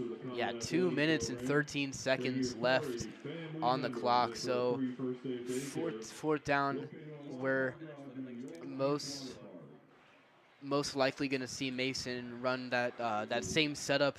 You got Kai Woolfolk and Tamian Adesanya in the backfield. So while we have this timeout, we'll get you right back to Mason for what's to come after the timeout. But we're going to head back to McNick, where Baden, trailing now 28-24, has the ball, and they just picked up a 1st down. That was their 1st down run as we came back to it. So they are on the move already, trying to retake the lead. Till it's a gain of 7, and it's 2nd and 3. That's your hot number for that play. The Rockets, the Rams really seem to have the Rockets fooled on these running plays. Is every time they go one direction, the Rockets go the opposite direction. Yeah, little misdirection plays there. As it looks like they might have changed the play call here as Ritzy looks over to the sideline. Stay in the same formation, though. We'll get back to this Baden drive in just a moment, but we're going to head right back to Mason, where it is 4th down and goal inside the 2-yard line. Can the Comets add to a 7-0 lead? Looks like they're going to go for it. So here we go. And might even see Quinn Brown here trying to push through with how strong he's been today. And East was ready for it. They'll push him back to the 5. So that's where they're going to start their first drive of the second half. Yeah, it's an unfortunate ending from Mason. You know, maybe you should have taken that 3, make it a 2-possession game, but I do like the idea of going for it. The thing is, you know how predictable that play call is going to be. See, they hand it off to Adesanya, but just incredible pursuit from Lakota East. That looked to be number 58, Wyatt Pleasant, the senior, getting out there in the backfield. That's his 4th tackle for loss. So Lakota East defense comes up with a big goal line stop with 2:16 left in the third. It's still a 1-score game, 7-0. Meanwhile, other games going on around the area, and we're going to take a look at what games were going on in the Eastern Cincinnati Conference. And for updates on the ECC games, let's throw it out to Matt Supinger. Matt? Friday Football Live reporter Matthew Supinger here, giving you the halftime update around the Eastern Cincinnati Conference. Beginning with the game I'm at, Winton Woods at Lebanon. Winton Woods' offense has been shut down from last week as Lebanon has gotten a pick 6 off of them, as well as a beautiful passing touchdown at the end of the half to put them up 13-0. Anderson at Kings has been a shocker. Kings is up 21-7 at half as Anderson has turned the ball over twice on a fumble and interception, as well as 2 Kings passing touchdowns, both to Lyman. Turpin and Milford, also a shocker. Turpin's up 25-11 as a pick 6 highlights their dominant first half over the undefeated Eagles. Walnut Hills at Little Miami. Walnut Hills is up 14-10 in what has been a pretty good game so far between the two teams. And we have no update on Loveland at West Claremont, but we'll get back to you when we do. Thank you, and back to the studio. Up 28-0 against the Sycamore Aviators. Now looking like a blowout right there. Clock continues to run as we start the second play. And Ryder Hooks will be taken down at the 5 for 3rd and 8.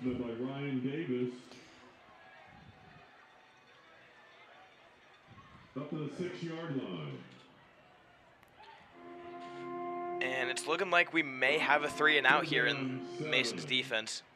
You'd think after a drive like that on offense, that defense may go, oh, well. But they've kept the energy up and trying to get the offense back out on the field for another great drive.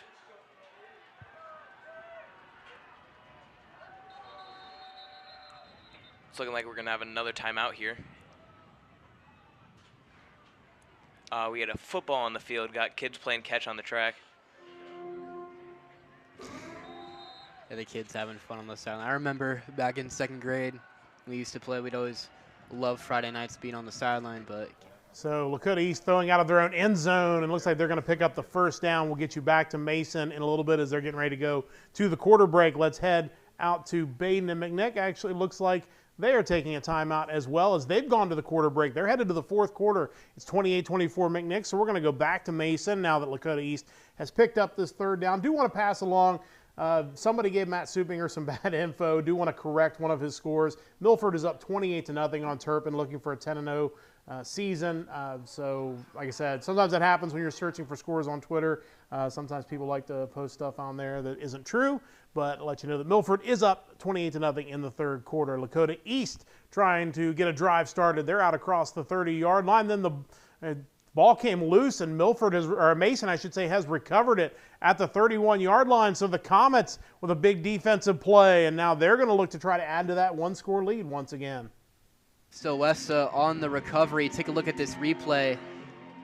Neal breaks the tackle, and who else but Kai Woolfolk on the fumble.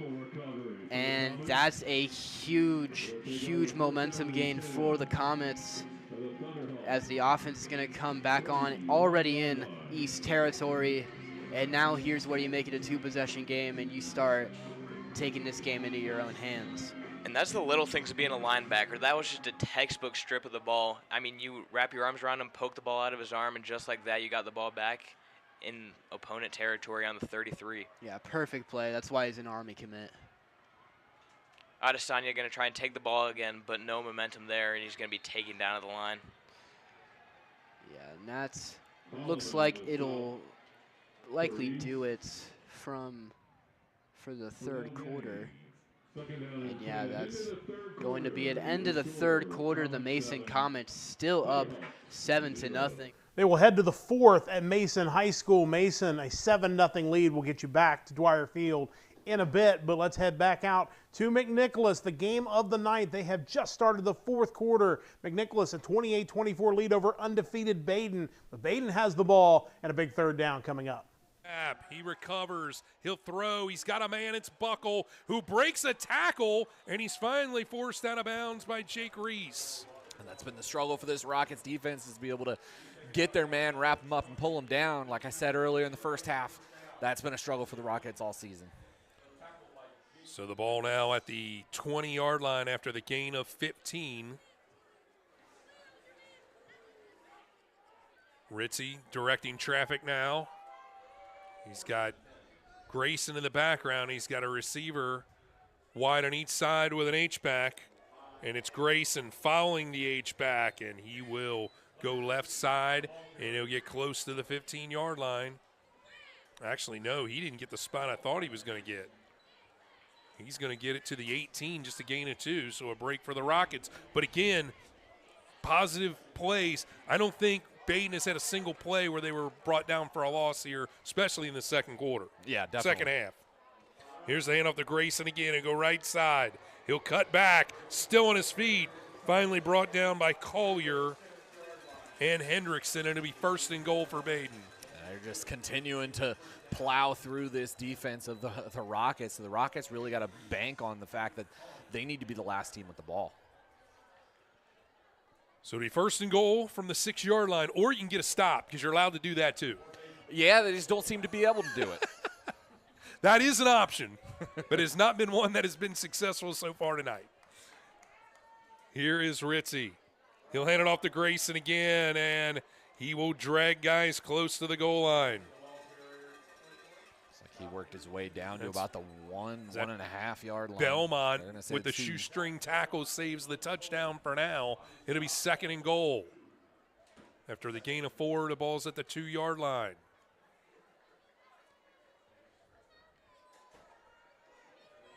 And the Rockets, once they get the ball back, they like to strike quick, and that's not necessarily advantageous for them at this point. Here's Grayson, and he will walk into the end zone for a Baden touchdown.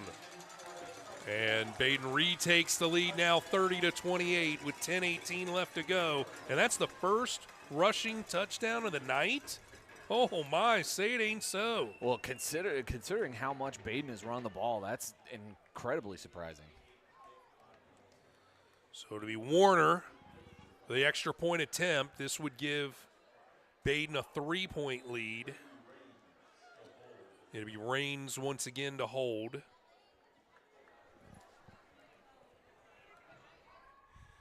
Here's the kick. It's up, and it's good. So with 10:18 left to go in this one, the Baden Rams take the lead for the second time, and they lead it by a score of 31-28 as they look for their third straight outright GCL championship. We'll see if the Rockets answer when we come back on the McNicholas Broadcasting Network. Baden has retaken the lead, 31-28 over McNicholas. You know we will get back to McNicholas here in a bit. Let's head back to Marymount. Marymount actually tied this one up right before the half at 21, but Reading got the first 6 points of the third quarter. And looks like we're trying to see who has the ball. It's like Reading, nope, Marymount has the ball here. Trying to answer that early Reading score as Reading leads by 6. Play potential, so not a bad play at all. Tully on the keeper here on the option play. Yes. Burst of speed up the middle, cuts it back. He's looking for the end zone. He's going to get there, and Marymount ties the game up and could potentially take the lead on the seniors' run. There we go. Charlie Tully, that's what he does best. I mean, improvisation at its finest. I mean, that's great. I mean, we were talking about implementing the pass to get a big couple of chunks, get big yards back, but Charlie Tully can just do it with his feet, and we saw that there with the past like 3 couple runs on that pass drive. And now he goes out to hold the kick for Shatiwi, who can put the Warriors in front for the first time tonight, and he does. Great response there from the Warriors. Really well done. So the Marymount Warriors lead this one 28-27 midway through the third quarter. If you thought you were going to have a defensive struggle coming into this one, you would have been very wrong. So Marymount answering the score early in the third quarter. We'll get you back there in just a moment. Meanwhile, our own Dimitri Fizic giving us highlights from the Lakota West Hamilton game, which was all tied up at the half, but Lakota West starting to pull away in that one. Let's head out for this highlight. Anytime now, we'll have.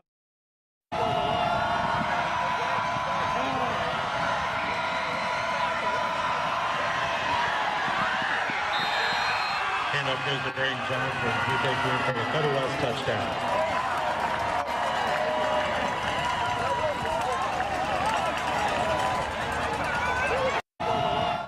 Seven. Marymount back up by a point over Reading early in the third. Let's head back out to Marymount High School.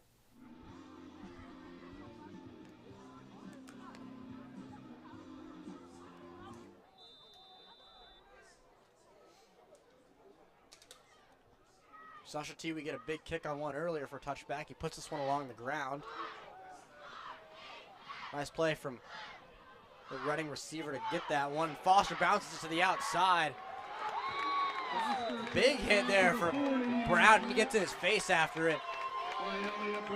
Warriors sidelines loving that one. Big play there from Brown. Yeah, if I'm on the Reading sideline, though, I'm also probably liking that play. I've got it out of the 40-yard line for some good field position for my offense. So, Oh, of course. I don't know how happy you can really be for the Warriors, but you know they're looking for any sort of momentum they can get at this point.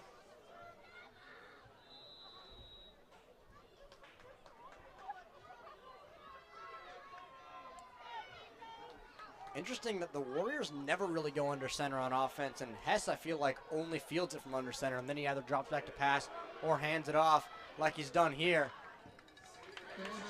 Fancher, the senior, gets it out near midfield. It's going to be 2nd and 4 coming up.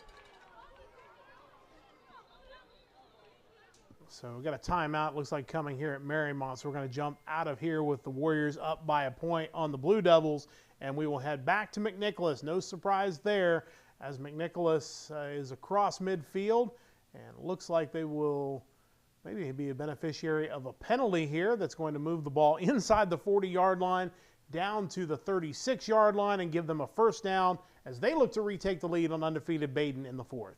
First down for the Rockets. They'll put it at the 36 after it's marked off. Yeah, this is you got to take advantage of that if you're the Rockets. Obviously, been moving for well, sure. but you take advantage of it now.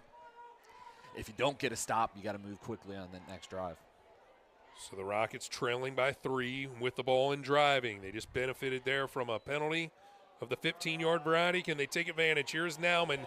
He tries to stiff arm out of a tackle, and he can't get it done as Drew Enninger was the one there. And Enninger is a brother who plays baseball with Thomas More, but I tell you what, Enninger there put on a nice tackle. And he was showing size difference between the two as well. Some considerable weight room work as well. Yeah. As Nauman tried to stiff arm him, and Enninger would have nothing of it. Enninger at 6'4", had the wingspan to overcome the stiff arm. No gain on the play, 2nd and 10. Out of the shotgun, the pitch goes to Nauman. Boy, he looked like he was going to throw it. He does throw it, and it was picked off.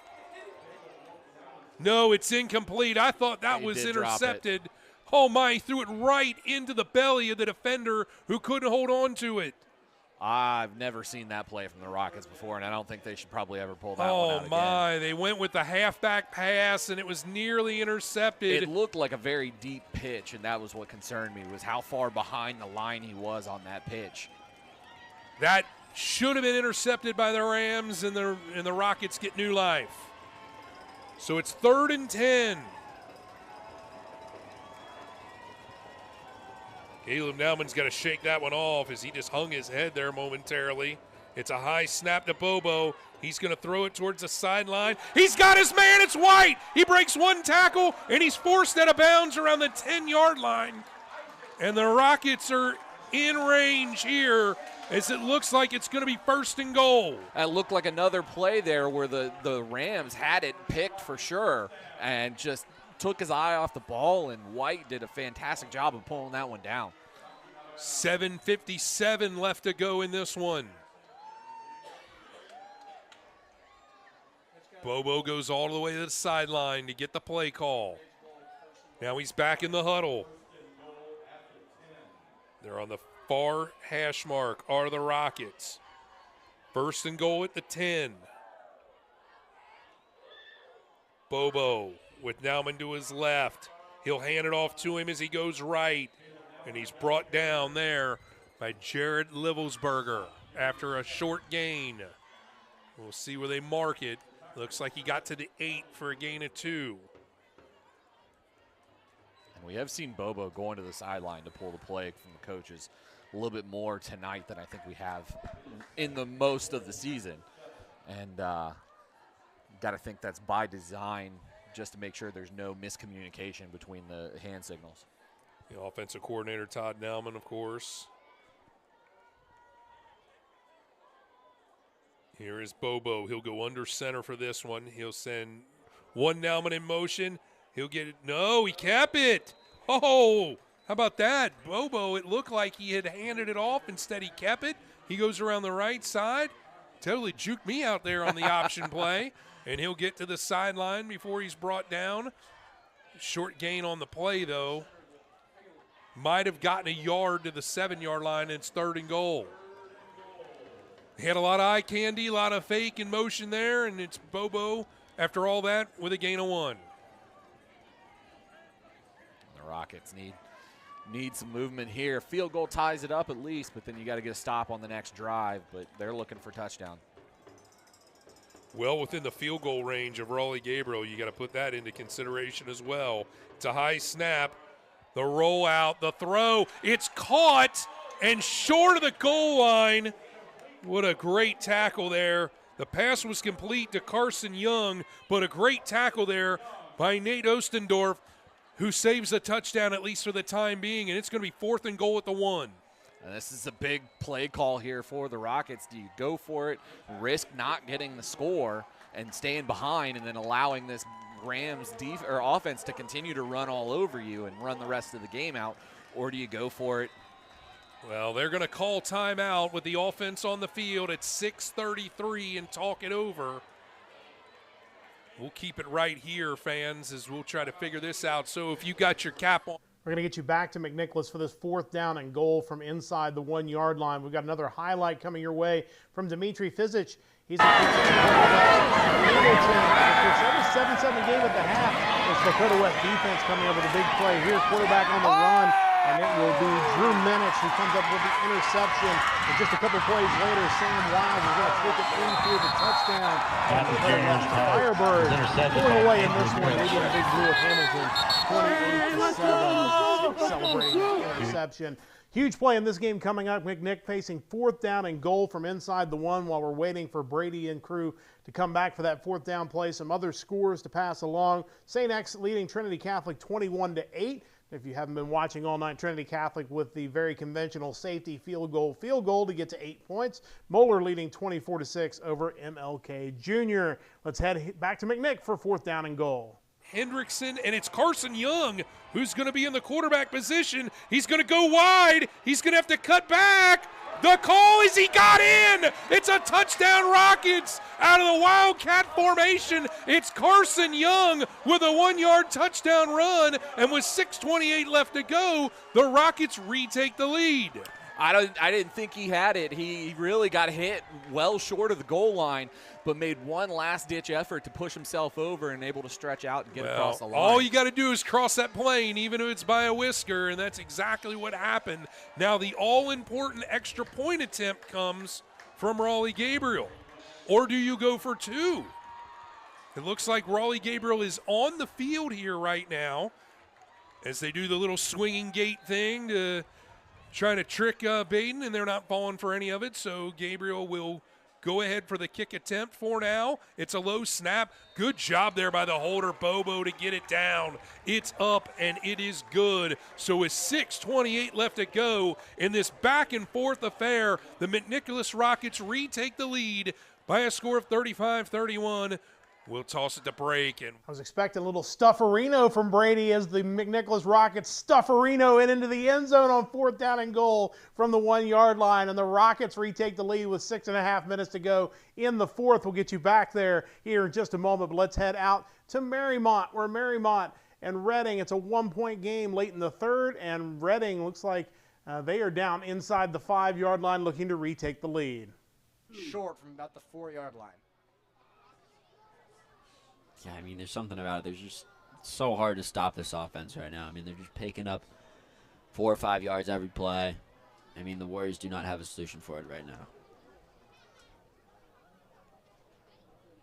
Looks like they give him a generous spot about the 2. Quarterback sneak prediction has been had from Coach Fugazi of the basketball program. And I would honestly have to agree with him. They seem to be going to it quite often. Definitely could give it to Fancher for his 3rd score of the night. Botch the snap. It's fumbled. Flag comes False in. Start.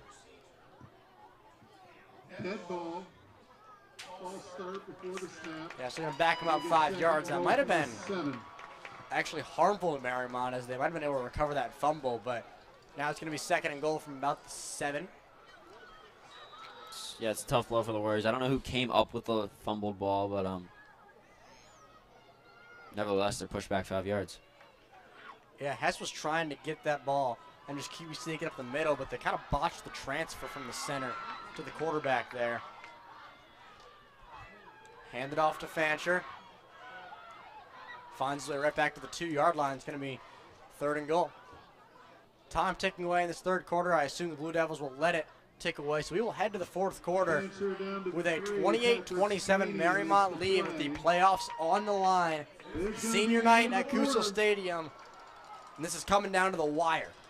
Going to the 4th, Warriors 28. Yeah, well, this is as good as it gets. I mean, this is Friday Night Lights for you. I mean, a high-scoring affair going into the 4th quarter is all we ever asked for. Yeah, no doubt about it. They are headed to the 4th at Marymount. We'll get you back there for the Reading drive to continue. It's 28-27 Marymount as they will get started in the 4th quarter. Let's check back in with St. X and Trinity. Haven't been here in a while, but this one is not over yet. Trinity's defense just coming up with a 4th down stop, and they are across midfield at the 44-yard line. I know a lot of people, when they scheduled this game, thought this was going to be one-sided in favor of St. X, but Trinity hanging in there, only down 21-8 in the 4th. Deep down the right side, almost got it. Number 24 for the Celtics, Cedric McFadden, got a hand on it. Oh my. Yeah, almost in the spectacular one-handed catch, but good coverage by Braden Riley, who is struggling to get back towards the line of scrimmage there. A good all-out effort on the defensive end for the Bomber defense, trying to keep Trinity Catholic off the scoreboard. Celtics not going easy, are they? Yeah, they still have not scored a touchdown in this game. It's been 2 field goals and a safety. But the Bomber defense they're bending a little bit. They're not breaking right now, but if they can get some pressure here, we've seen them be successful. They might be able to put Trinity Catholic behind the chains. 2nd and 10 for the Celtics. Wright with Starks in the backfield with him. Wright back to pass. He'll fire once again. Deep shot. Out of bounds. That one bending his receiver around. Zarius Harvey once again in coverage for the Bombers, and that'll bring. So Trinity having trouble moving the ball after getting it back. We're going to jump back to Reading and Marymount as they are underway in the 4th, and Reading trying to punch it in. Looks like they stuff him at the 1-yard line. It's going to be 4th now. It looked like that front of the defensive line for the Warriors was kind of wide open. It's a good play call there from Kripe. Unfortunate for the Blue Devils to not get in, but, I mean, that's a huge stop for the Warriors. You got to go for it here, right, Max? Oh, for sure. I mean, if they don't get in, I mean, the Warriors are pinned at their own 1. I mean, that's a tough task to achieve. I mean, we'll see what happens. Yeah, we know Simpson's awfully reliable, but at this point, teams are trading punches. A lot of touchdowns being scored. Reading feels like they've got to answer, and I like the call. Do they go to the QB sneak again? They do. Pile up at the goal line. Touchdown called by the referees, and Reading has eclipsed Marymount again. They will take the lead with 11 minutes to go here. 2 plays in to the 4th quarter. Will they go for 2 now to make up for that missed extra point from earlier? You will see. It looks like they are as of right now. SS is going over to Kripe. I mean, that was a lot closer than expected. Well, I mean, that was really good. Well done from the defense in front of the Warriors. They were signaling now that they didn't get in, but obviously the refs thought differently. Yeah, you know, and Hess is, you know, he's so big up there as the quarterback, and when he goes to that QB sneak, it's almost impossible to stop him, you know. They almost kept him out, which is an accomplishment in and of itself, and they will be going for 2 to see if they can put themselves back on top by 7. Hand it off to Fancher, and he will have it. Easy peasy for Fancher. 35-28 as Marymount will get the ball back, looking to respond. So Reading gets the touchdown and the 2-point conversion. They take a 7-point lead over Marymount with 11:17 to go in the 4th. We've got a highlight. We've been trying to bring you the Winton Woods Lebanon game tonight, but ICRC's had some difficulties. But we do have a highlight thanks to Matt Supinger of that game, and that is a Winton Woods touchdown as Bryshon Brown throws and completes it to Tremar Harris. Harris takes it in for the touchdown. The extra point was good, and now Winton Woods is back to within 6 points, I should say. I was going to say a touchdown and an extra point, but it's 13-7 Lebanon with 5:33 left in the 3rd quarter. Looks like a little coffin corner punt action from Trinity here as they have downed it inside the 1-yard line against St. X. Maybe going to get the rare double safety in this game. They've already got one. Could they get a second one, try to creep closer to the Bombers? West will likely come away with a win in that game. Winton Woods still losing to Lebanon 13-7. Milford, the current number 1 seed, up 28-7. Princeton, the current number 2 seed, up 28-7 over number 9 seed Sycamore. Fairfield up over Coleraine 35-7. Both teams of which are out of the playoffs. From the 1-inch line, Bomber offense will hand it off. Truck up the middle. Got to be careful not to be brought down in your own end zone here. Jake Britt got a few inches there. Fighting into the cogs of the trenches. Robinson in on the defensive stop. 2nd and about 10.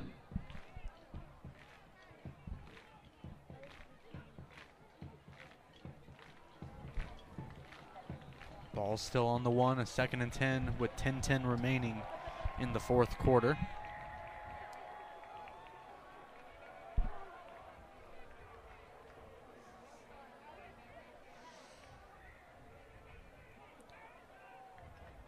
A lot of shifting.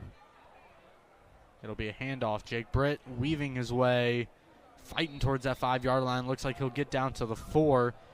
Lead blocker Tyler Stegbauer clearing the way for him. And that gives the Bombers a bit more breathing room as they'll face a 3rd and around. It's going to be a 3rd and 7 officially. Jack Johnson in on the defensive stop. Play carries out to the 4-yard line. See Chase Staterman and Mac Reevy come in. Stegbauer and Golden subbing out.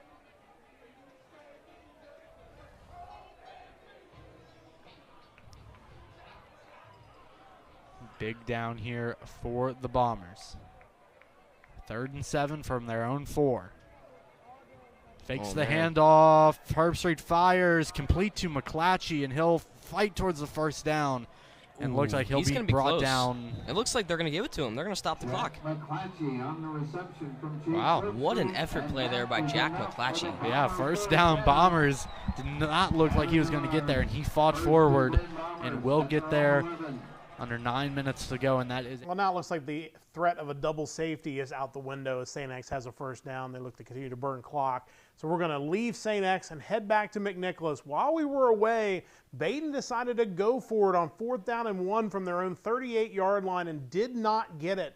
So McNick took over on downs, and right now they're trying to run some clock. They are late in the 4th quarter. The Rockets looking to pull the big upset, although we do have a timeout. So while we have this timeout, it'll be a good chance for me to go through some scores that we have currently. And again, we'll have most of the final scores after the game on our Friday Football Live wrap-up show. Moeller was leading in the 3rd quarter 24-6. LaSalle was leading at the half over Elder 20-14. Kings was leading Anderson 21-7. Milford 28-0 over Turpin looking to finish off their 10-0 season. And Reading up 35-28 on Marymount. Madeira and Deer Park tied at 21 at the half. Wyoming ready to start a new winning streak tonight. They lead Finneytown 41-0. Indian Hill leading Taylor 34-6. That was at the half. And out east, Clinton Massey leading New Richmond 35-0. The Falcons looking to wrap up their 10-0 regular season. They're going to be the number 1 seed in Region 16 going into the playoffs next week. Timeout was called. We'll head back to McNicholas, where they are looking to put this one away against Baden late in the fourth quarter. For going on offense, or will they use it right away to stop the clock? We will see. It's 3rd and 9.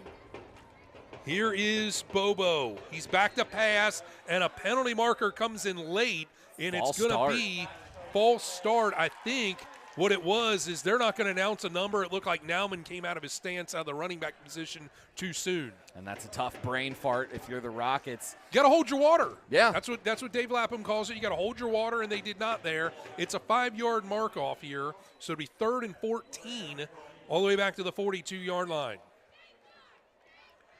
So I don't know if this changes the play call selection, but and you could start to see the Rams put up a little bit more pressure on that play, which forced the. You got Coach Nauman along with Coach Luke Sulkin talking there as far as the play call consultant. I like how Luke Sulkin in on the play calling here a little bit, giving some input here. We're actually going to get an extra second added to the clock, so it's going to be 2:16 left in the game. Well, it was a late flag that came in. Yeah. It came in after the snap, but technically on a false start, there shouldn't have been a snap. So that's why the 1 second that expired off there goes back on. Here is Bobo back to pass. He's got time. Now he's flushed. Now he's going to take it. He's going to run for it, and he's going to try to get to the sideline, and they will not draw a flag as he is tackled close to the boundary. Eli Little is the one who chased him out of bounds back to. And that stops the clock now. That stops the clock as they got him out of bounds. It'll be 4th down and about 10. They were right there close to that marker. Is there a penalty on the play? No. Okay, I saw it was close down of white bounds. hat motioning. I don't know if that's John Segers, by the way, one of the best referees in the business in both football and basketball. They got it back to the original line. Late great Bob Segers, who was a big-time official back in the early days of this stuff. So it'll be 4th and 9, 2:06 left to go from the 38-yard line. And the punt team's out. And the punt team is out there, which is Isaac White. There could be a play on, but I bet you he'd probably get kicked off the team if he does that. Remember last year? I do. Boy, they gifted a touchdown, and now what do we got here? And they're going to take the 5-yard penalty, delay a game, to give him more room to make sure he doesn't kick it into the end zone, because what he's trying to do is he's trying to pin Baden as far deep as he can. So an excellent choice there to take the 5 yards to work with, as it will be Austin Buckle who will be back deep, right? Yes, sure. Here's White. He'll kick it away, and it's a good one. It's going to hit at the 15, and Buckle will field it at the 8.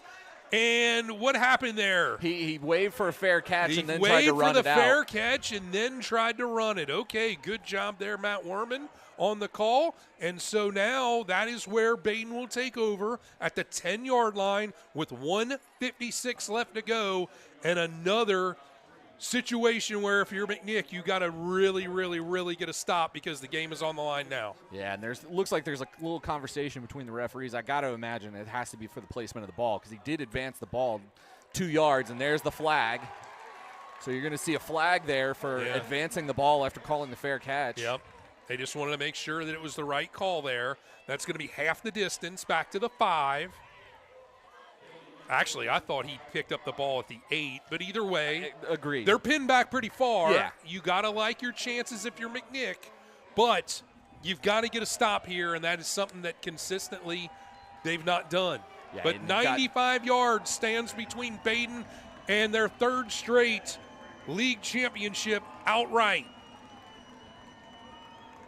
Ritzy will be from the shotgun. The crowd goes bananas here. He'll pass it. It's a screen pass to Buckle. He makes one man miss, and then he's finally forced out of bounds by Isaac White, as in pursuit of him was Adam Hendrickson, and that is going to be close to a 1st down, but not enough. They'll mark him out It's like at about the 2 yards short. 13-yard line, so it'll be 2nd and 2, and the clock did stop at 1:48. Here's Ritzy, the senior quarterback, trying to lead his team down the field to make history and win its 38th consecutive game. He'll go screen pass left side. This time it's Brown. Brown has plenty for a first down, and he'll run out of bounds at about the 27, and it'll be 1:41 on the clock, and it'll be 1st and 10 for the Rams. And this is where you're starting to see the Rams mix things up a little bit and go to the passing game a little bit more because the Same Rockets exact haven't play. really had any opportunity to defend against it. Same exact play, but they went on the opposite side of the field, and really Brown has been a decoy most of the night. So the ball at the 26-yard line with 1:41 left.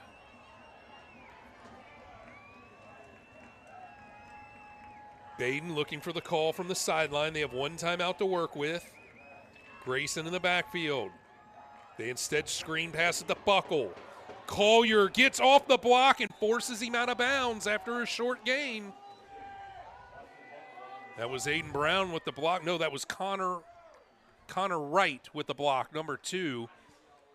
But Collier did a good job of fighting it off, and it turns out to be just a gain of 1. But again, the clock stops because all these plays are designed for, the Rams offensive players to get out of bounds. Yeah, and this is where the Rockets really have to start doing a better job of just getting a hold of a player any way they can, other than obviously a face mask or a horse collar. 2nd and 9 from the 27, 1:34 left. Here's Ritzy. Back to pass. He looks left side. He's got a man wide open, and it's caught. They went for the interception, and it's Wright, and he's going to go down the sideline, and he's finally tackled there by Reese. And how about that? The McNick defender went for the interception. He sold out. It didn't work. And right now, in excellent field position of the Rams to come up with the score. And we saw that earlier on the other side of the ball. One of the Baden defenders going for the interception and forced a touchdown for the Rockets. Now Baden put themselves in a fantastic position with a small amount of time left. The Rockets team has a potent passing offense, but they've got to let them either score at this point and get the ball moving quickly, or they've got to make a stop here, and they haven't really done a good job all night. 1st and goal at the 8-yard line. The play of the game there, and it was honestly. That was one of them ones where if you're the defender, you can't go for the interception there. You do, unless you know you've got it.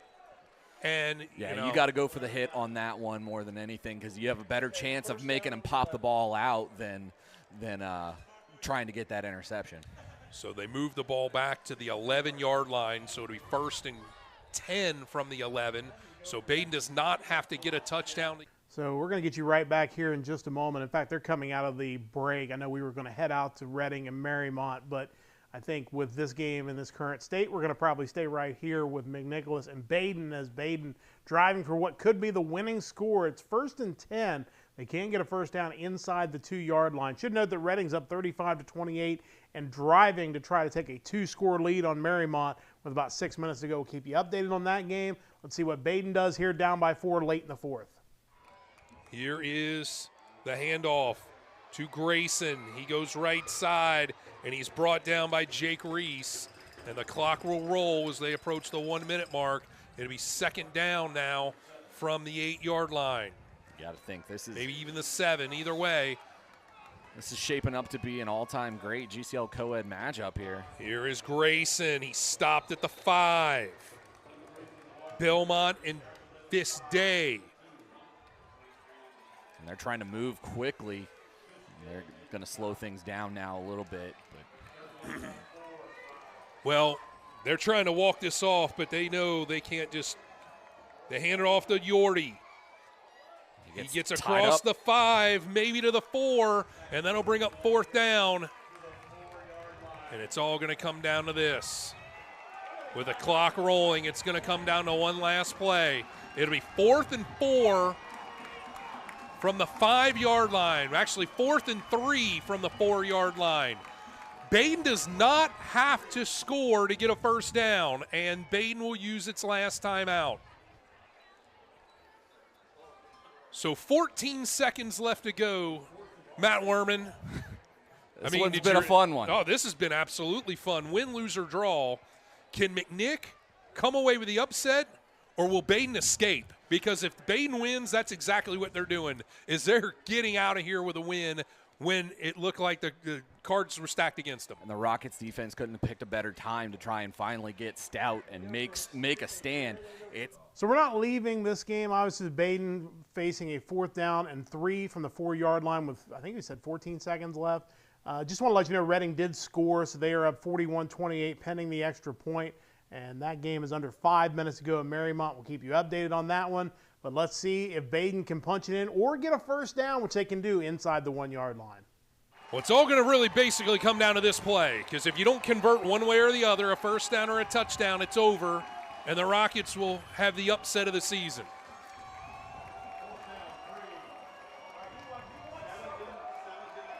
So Ritzy, actually Yordi is in at quarterback out of the Wildcat.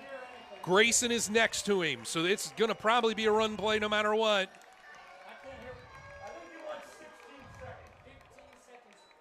So they want 2 more seconds on the clock. After all that, they could have done that during the timeout, right?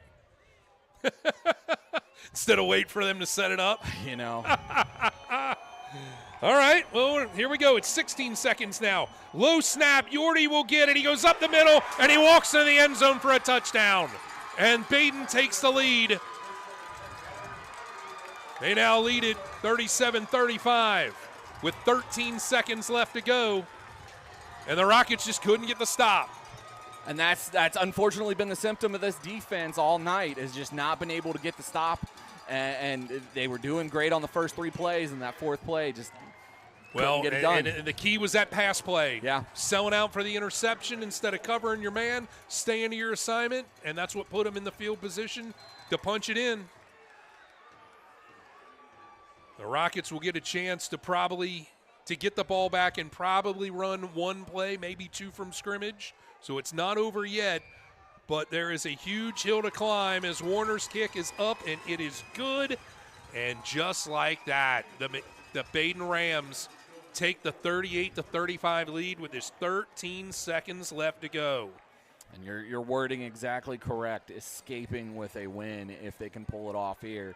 Obviously, the Rockets still get the ball back with probably 1, maybe 2 plays if they play their cards right. But this would be a mighty escape for this Rams team. Looks like the Rockets do have a timeout to work with. It'll be interesting to see the placement of the kickoff, too. I'd imagine they'll just probably squib this thing and see if the Rockets will try to return it or fall down. The smart thing is going to be you squib it straight down the middle, too. That way you don't have the opportunity for that ball to get errant and go out of bounds and catch yourself a penalty.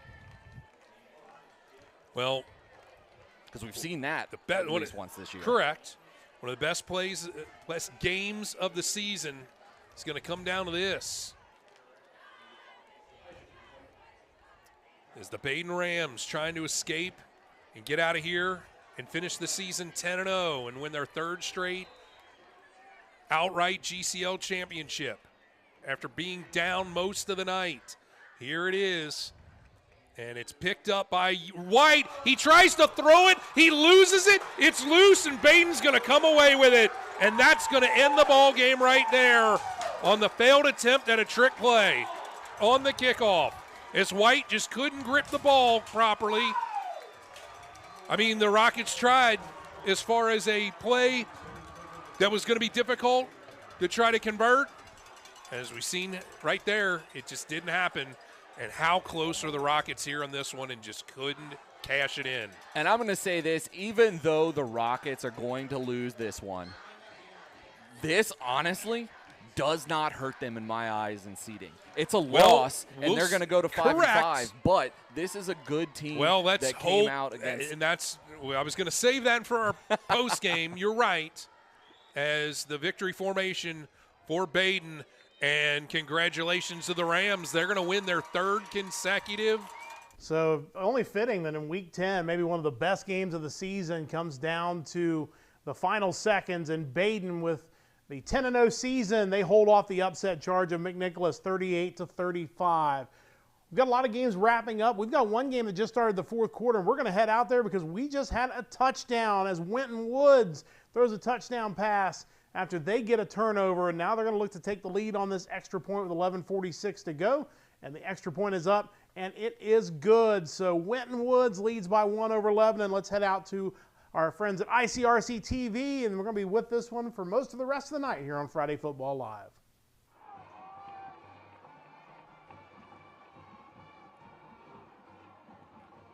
As we get a look here at the sideline and the donning of the, I would assume that's a necklace of some sort, the touchdown necklace. Every team's got their. Every team's doing their own little thing now, so that's pretty cool. Even in the high school sports, you know, Pro was doing it. The Reds were doing a Viking helmet and a cape. Winton Woods doing a little necklace type deal, and Lebanon with their big confetti that they do on a touchdown. You said it right when we got started for the fourth quarter, to buckle up. I got buckled up, did you? I'm buckled up, partner. Brian Knighton will kick it away.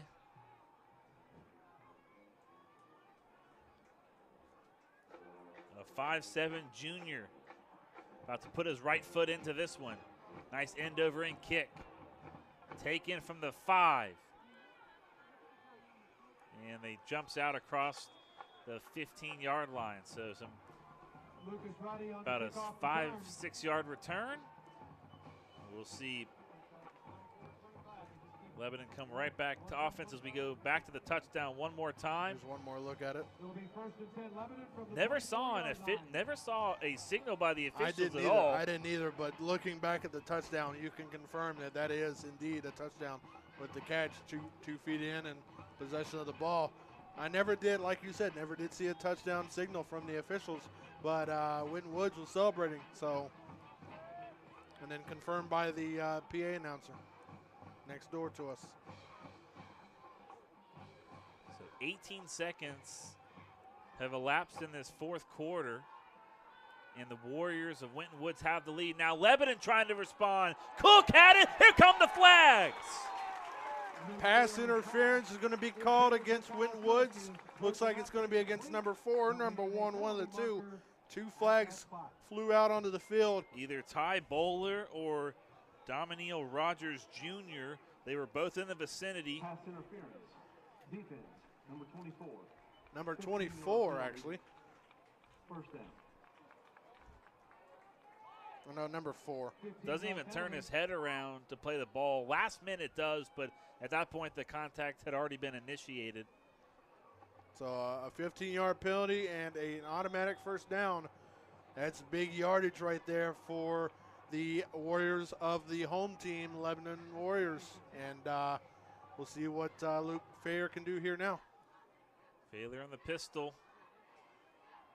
Fakes the handoff. Fires to Cook. Incomplete. And Ty Bowler might have got a. So Lebanon picks up a first down. We'll get you back to Lebanon in a moment, but we do have a couple other games still in progress.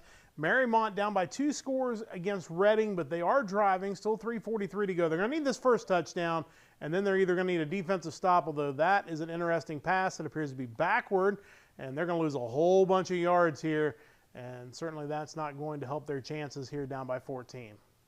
Down, big play here. Good heads-up play there from Walton. Make sure Reagan did not pick that up. Yeah, Tullidge doesn't have much when he looks down the field so far tonight. Marymount kind of taking their time here. I mean, we got 3:15 to play. I know we're not pressed for time per se, but you're down 2 possessions. I'd like to see him get in the end zone as quickly as possible.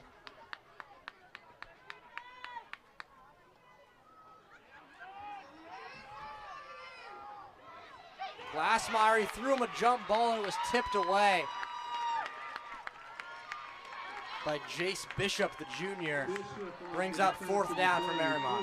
Just a little underthrown, thrown at the head of the Blue Devil defender. But, I mean, well, we've been talking about Ryan Glassmeyer and stuff, but obviously he's been making plays tonight. But, I mean, I'm surprised they don't go to Cooper Naccioni here. Obviously, he's got a massive frame. He's really good with his hands. I mean, I feel like Leon would trust him enough to just throw the ball up to him and, I mean, bring it down against some of these defensive backs from Reading. You'd have to think so. He's got Jaden Griffin lined up on him, who's at least 5 inches shorter than him. But this is the season right here, you have to think, Max. 4th and long. Tully looking to throw, doesn't really have anyone, needs to get it off. Hit as he throws, and it's knocked away by Connor Davis. It's a turnover on downs. And Reading might have just sealed a victory. That sucks for the Warriors. That should probably do it for this one as Marymount turns it over on down. So Reading has the ball up by 2 scores with 2:48 to go. We'll keep you updated if anything weird happens and maybe Marymount gets back in it. But we're going to head back to Lebanon where maybe another turnover we will see as Lebanon had the ball for a moment. It looks like they're going to rule it out of bounds possibly, but Lebanon trailing by 1 on Winton Woods, or 2 Winton Woods, I should say, with 10:36 to go. And he is not happy with himself, nor is he happy with what's going on. That's the first time I've actually probably seen an unsportsmanlike conduct on the quarterback. There was an interception there if that play would have stood, you know. Nice look from our camera crew. Forte will kick it away. Winton Woods waiting back at their 35-yard line. They'll take it on a hop. Weaving through traffic. And finally, still on his feet as he trickles down the near sideline, and he's finally wrapped up by Luke DeMichael. There is a flag at the 45-yard line. Interesting. And again, we have a penalty marker on the flag. Illegal block in the back against Winton Woods is what the official was. Take a look at the replay. Illegal block in the back on the return. 10-yard penalty. Right there. First down. Number 9, I believe Landon Anderson, if I'm correct, was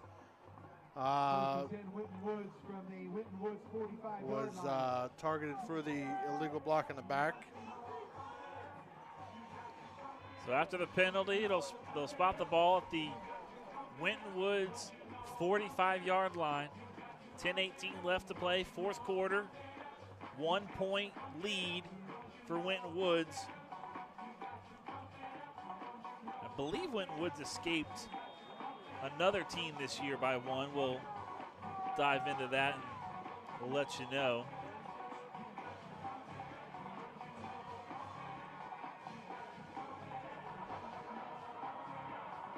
It was Friday, the 29th of September against Kings with a final score of 13-12.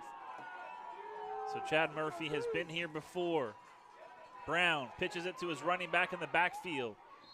And he skitters out of bounds, gets taken down very hard on the track. That was number 2, Charles Jones. And the player's starting to fight, and here come multiple penalty markers.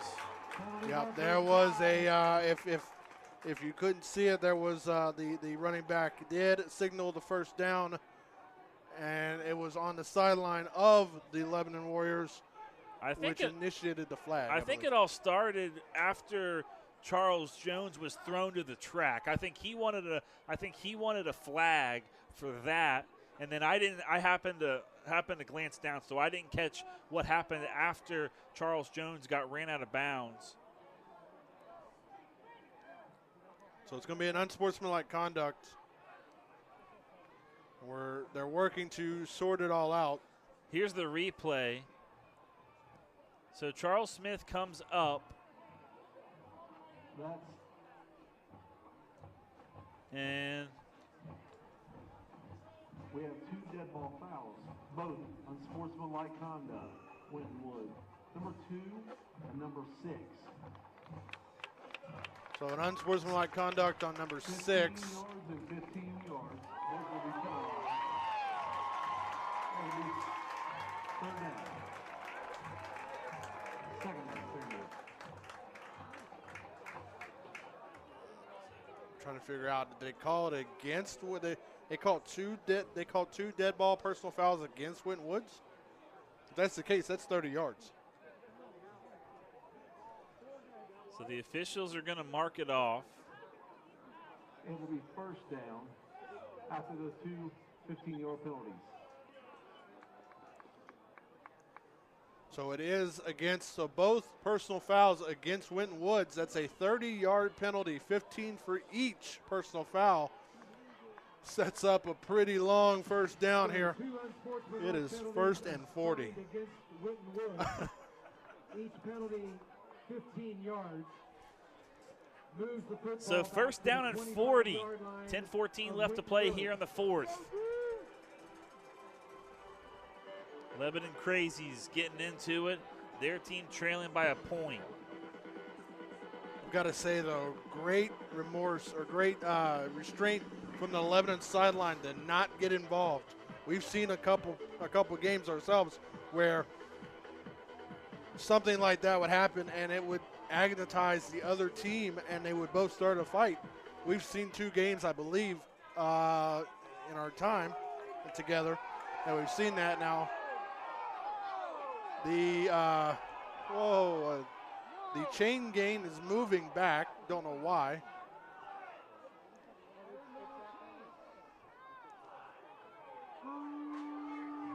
So it's first down and 30.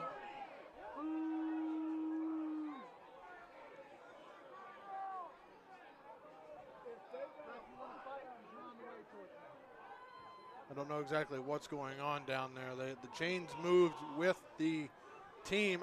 That shouldn't have happened. A lot of restless fans.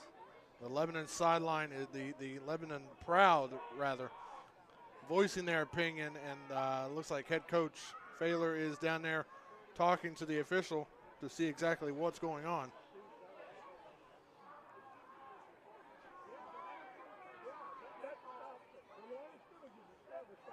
We're trying our best to sort it out up top.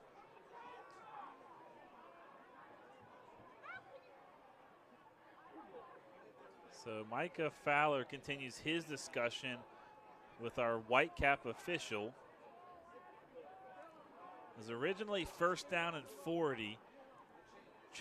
The chain gang reset, making it first down and 30. Well, right now it's set at 1st and 10.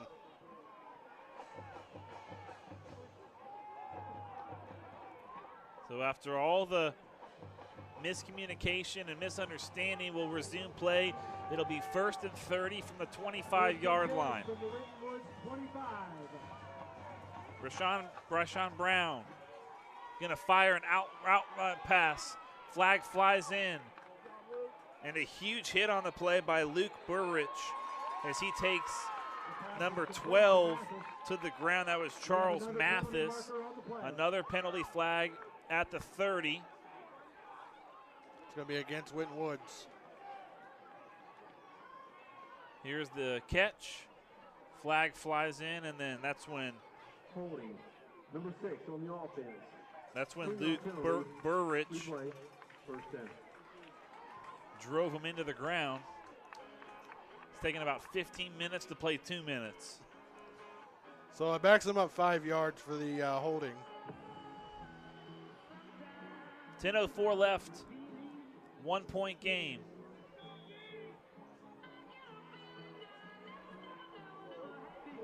Ball spotted at the 18-yard line.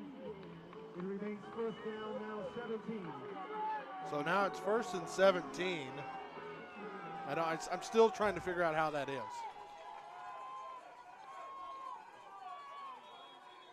Man in motion. More penalty markers on the field. Foul. False start on the offense. 5-yard penalty. Replay. It's another 5-yard penalty against the Warriors of Winton Woods. 5. Still a lot of time left in this game as Winton Woods getting a penalty. They're going to be backed up even farther, so they still lead 14-13. But we do have some history tonight in Ludlow. District champions for the first time since 1975. Ludlow getting the win tonight. Our own Brennan Bucher has a report from the red turf at Ludlow. From Ludlow High School, I'm Brendan Buger giving you your post-game report, and the Panthers piled it on offensively. What did I say? Who was going to win the run game was going to win this football game? The Ludlow Panthers, off the back of Aiden Smith-Brackley's final rushing touchdown. Fireworks are going off. It's madness as the Ludlow Panthers have just clinched a district title. It was a very exciting game, a lot of offense. And I know Coach McMillan will go to bed happy tonight, knowing they got the big win and clinching that district title. Panthers go home with a big-time win here in Kentucky. Signing off for the night, I've been Brendan Bucher, bringing you Ludlow football. Team and the fire up the fans. Brown claps his hands together, rolling back, fires over the middle, and the pass was incomplete. It hit the turf. Trying to connect with Charles Mathis. 3rd down and 24. This would give Lebanon some great field position if they're able to force the 3 and out, stop them. Would make for a very interesting next drive for Lebanon, because if they can do that, they can stop them, get great field position. And I mean, honestly, all you need is a field goal, but let's theoretically say you want to go for the home run, you want to go for the touchdown. The crowd is on their feet. Brown heaves it up down the field, nobody there, and he grabbed it, but did he hang on in bounds? No signal again by the officials, so the pass is incomplete. Brown was trying to connect with his target, Landon Anderson. The pass was complete, however, it was out of bounds. Winton Woods nearly picking up the first down on 3rd and a country mile, but it is out of bounds. So it'll be 4th down. Winton Woods will have to punt. We'll get you right back to Lebanon in just a bit. But we mentioned we were going to keep an eye on the Marymount game, and Marymount has scored. They did not get the extra point, so they are down by 8. There's only 35 seconds left, and they will have to go for an onside kick. We've had some crazy finishes involving Marymount this year, so don't count the Warriors out, but we're going to see this onside kick. They're going to have to recover that first if they want to have a chance to maybe drive down and tie it up. He's had some background in soccer. I remember he played for. So, yeah, Whitmore's going to take this. I don't hate this at all. We'll see what he does. He's got it teed up like an actual kickoff instead of teeing it up on the ground like some kickers might choose to do. And Reading just called a timeout. Maybe they did not call timeout. They thought they had the timeout in, but they ended up not calling it, so now we're going to run this play. Yeah, not allowed to call timeout off the kickoff seems to be the ruling. So here comes Whitmore. Here's the season. Went 9 yards. It did not get 10 yards. It's going to be Reading football here. It was a pretty good try from Davis, but the ball has to travel 10 yards for it to be recovered. And the ball did not travel 10 yards. It's absolutely the right call from the referees. We had a pretty good angle of it from up here, so Reading will get the ball, and they will just be kneeing it out. For sure, that was a great kick from Whitmore. That's tough. You hate to see that. Yeah, that's a valid effort. Yeah, Stuart Wells tried picking up and fooling the referees. Yeah, he but tried I to don't jump think across the 10-yard marker. They weren't having that. That's Stuart Wells for you. Feel for the seniors, though. They put everything into this season, and the past 4 years of their career. I mean, hate to see it.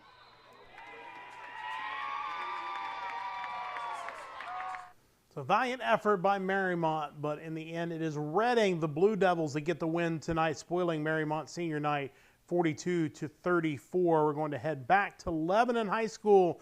I think this is just about the last thing we have tonight as far as live action, and it is a good one. There's still 8:48 to go. Lebanon trailing by a point, 14-13. So first down, automatic first down, and 15-yard penalty. So they'll spot the ball at the Winton Woods 13.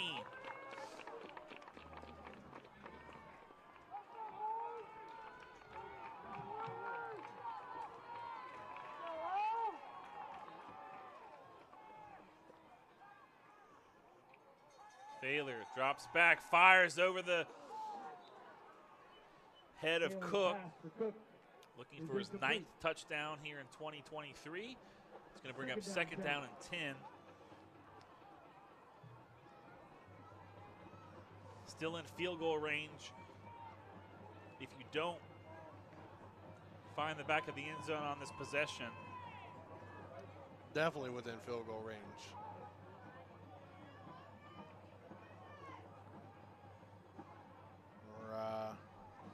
Play clock is down to 10.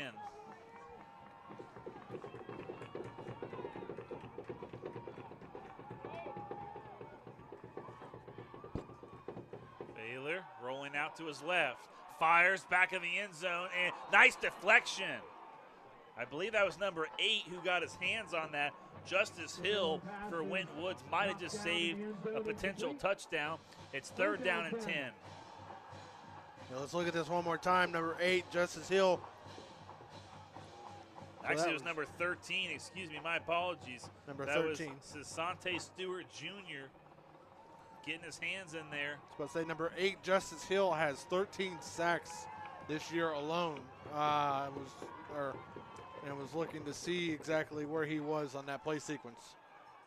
Baylor rolling out to his left, being pressured. Fires, has it, catch made, and Winton Woods tackling him. He dives forward for the 1st down. So it's 1st and goal. And it's Kyle Cook diving. Hungry for his 9th touchdown of the campaign. Well, you tried to give it to him earlier, so he heard you. Another look at it again. Credit the offensive line for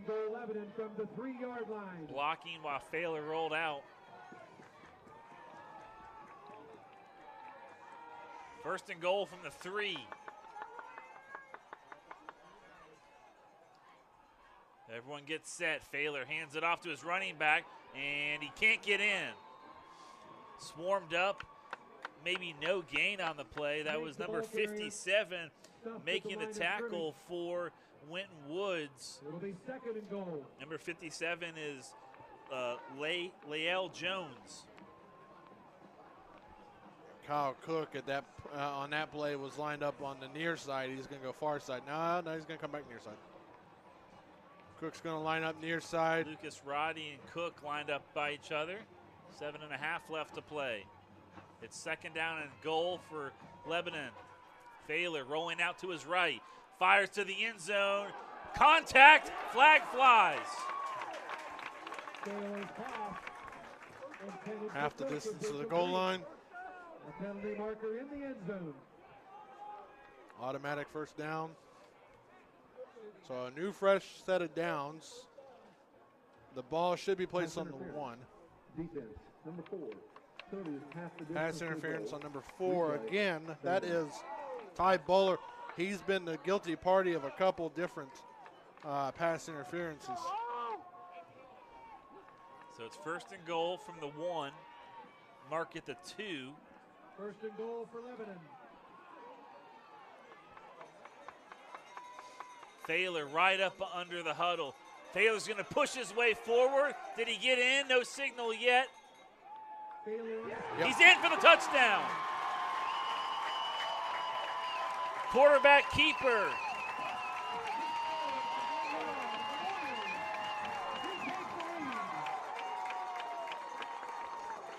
Warriors most likely going to keep the offense out on the field, go for 2, try to make this a 21-14 ball game.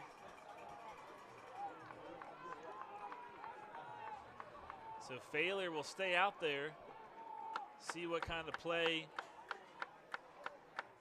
We'll see what kind of play they draw up as Baylor dove forward and just barely got in. Timeout. And Lebanon will take their 1st timeout to talk over this critical 2-point conversion. Yeah, they're gonna try to obtain that 1 point, that 1 extra point that they missed earlier on in the game. That, like we talked about, could come back and bite them.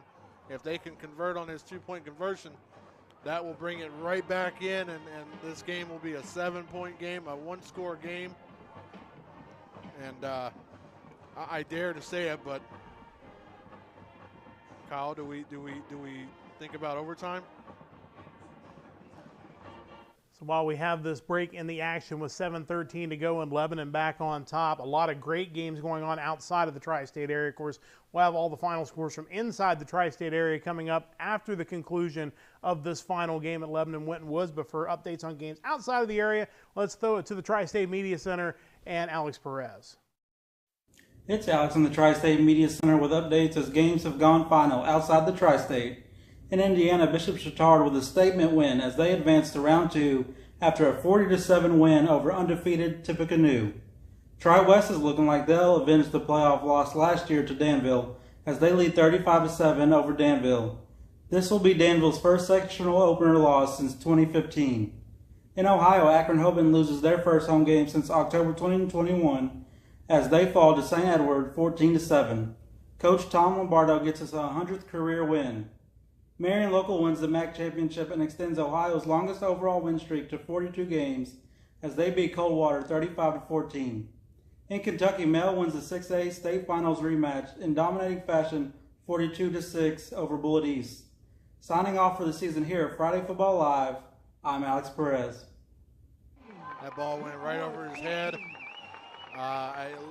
Failer threw it a little too high. It went over his head, and Edmonds just wasn't ready for that pass. I don't think they had that scouted up correctly. Marching Warriors enjoying this one. Winton Woods Marching Band has half the stands on the Winton Woods sideline full. The annual senior walk, 15 minutes post-game. As the Lebanon Warriors are getting ready for their senior walk, 15 minutes after the game. Carson Forte will get set to kick it away. Two Winton Woods players back at their own 10.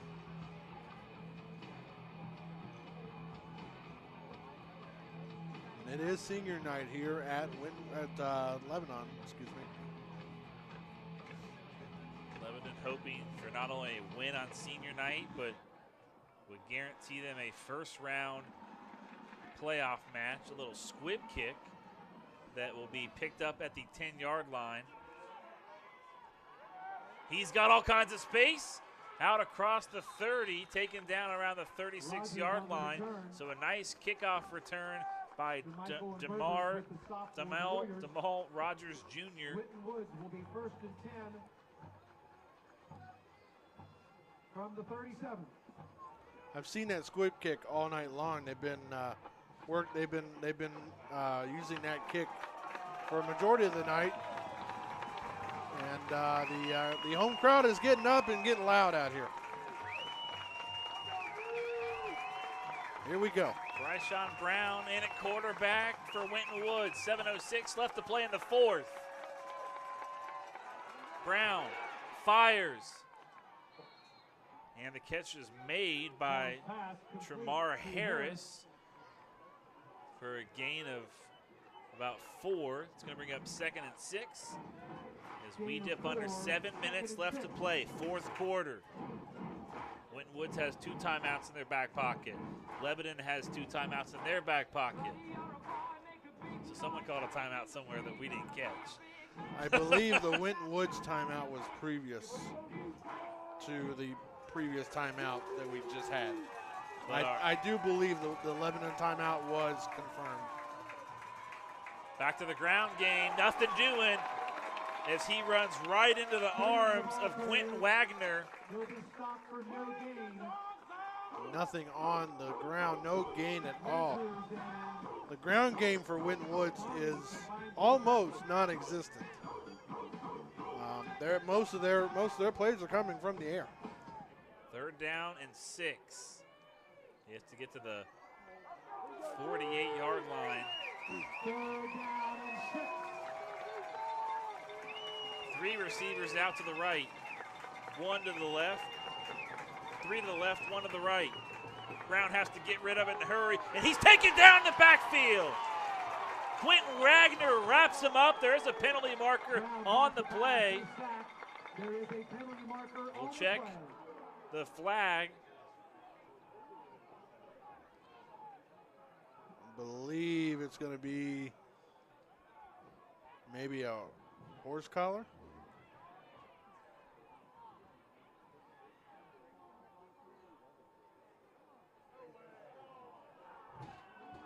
Personal foul, face mask on the defense. So they're going to call a face mask penalty, face mask on Lebanon.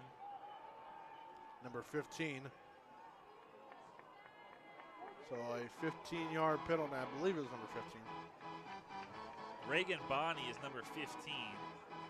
First and 10 for Winton Woods following the penalty from the 43-yard line of Lebanon. But a 15-yard penalty and an automatic first down after the personal foul. Into Lebanon territory.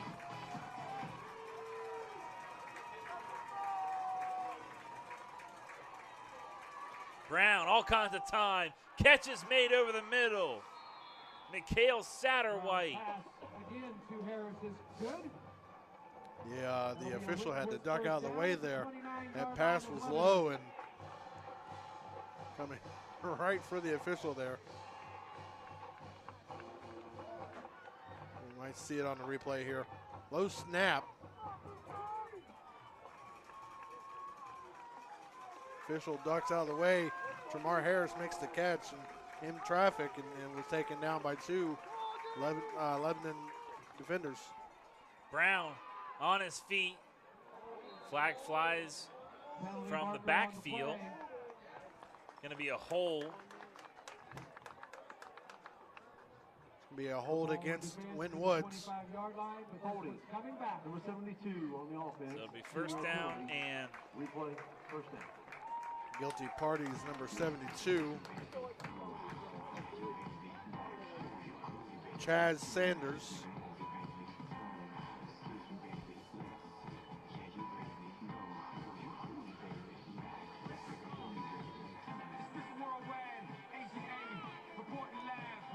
First and 20. Ball all the way to the Lebanon 39-yard line.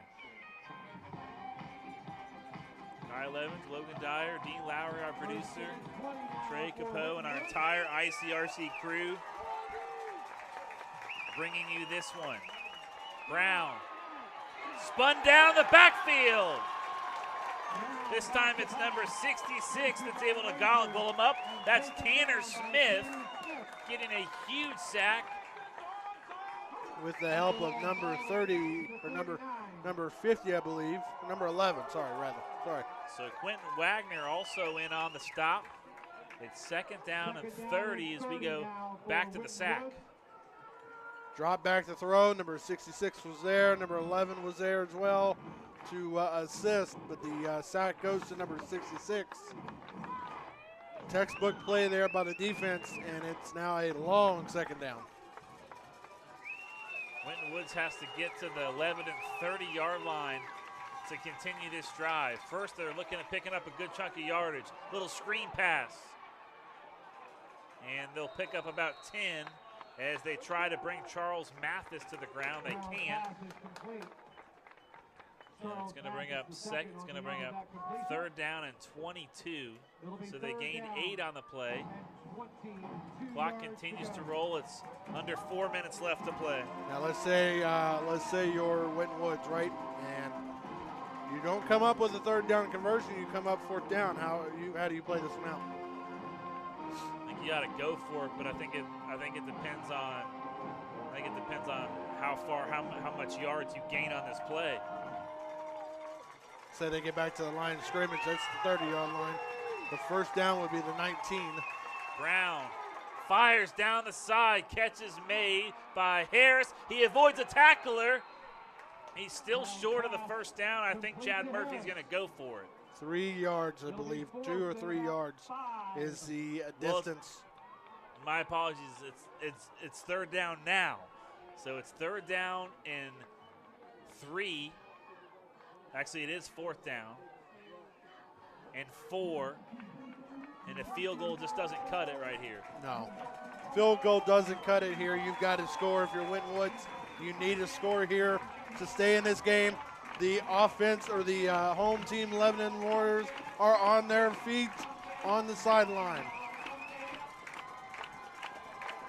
4th and 4. Brown takes the snap, fires over the middle, incomplete, no flags.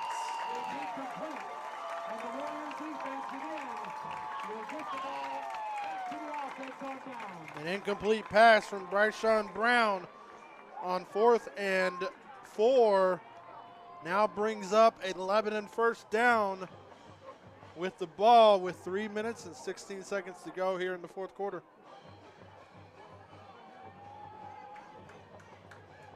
So Lebanon gets the stop they wanted. Now can Winton Woods lock down defensively, try to get the ball back just one more time.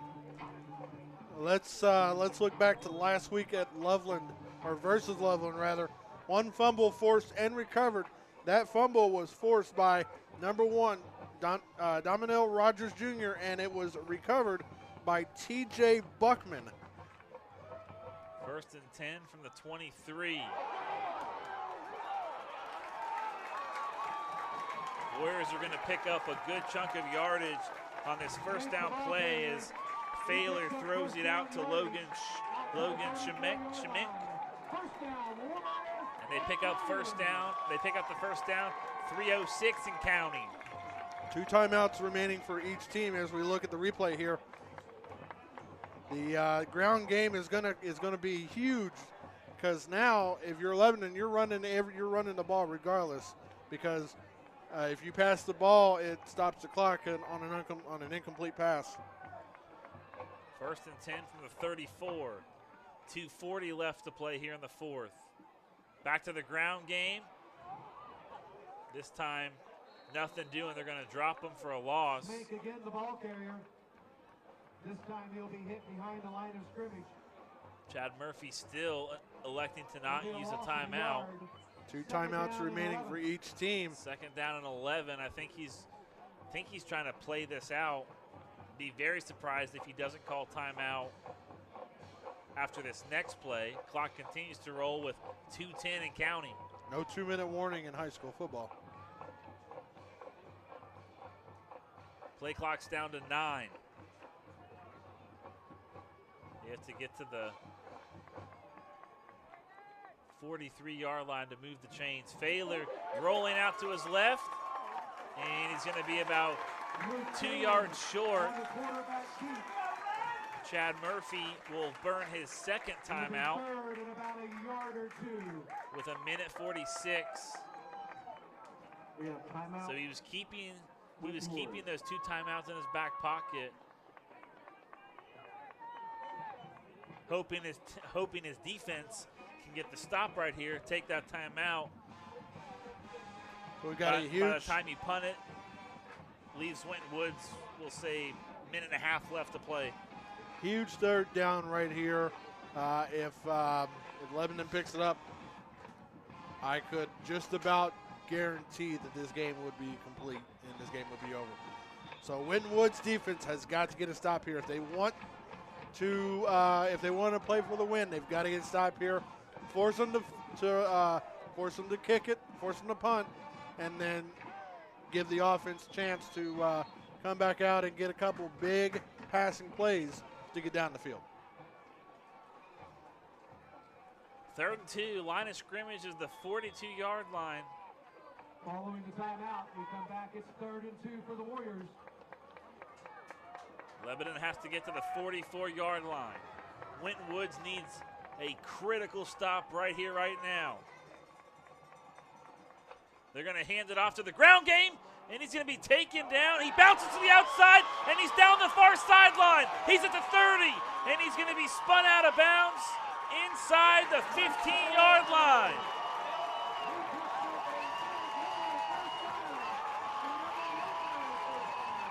Number 47 on the play there is the rusher.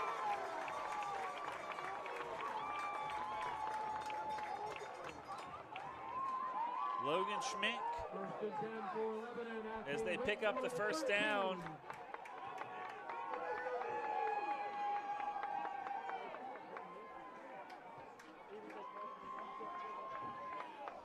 Victory formation. Winton Woods has just one timeout left.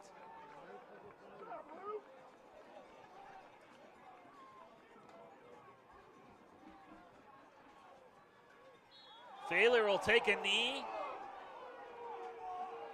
Up, there's the flag. And here comes the flag.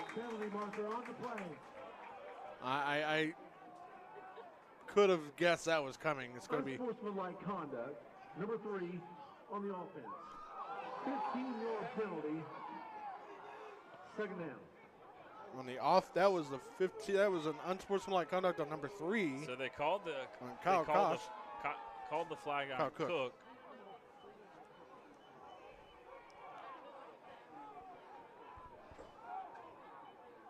Wouldn't believe we have a replay of that.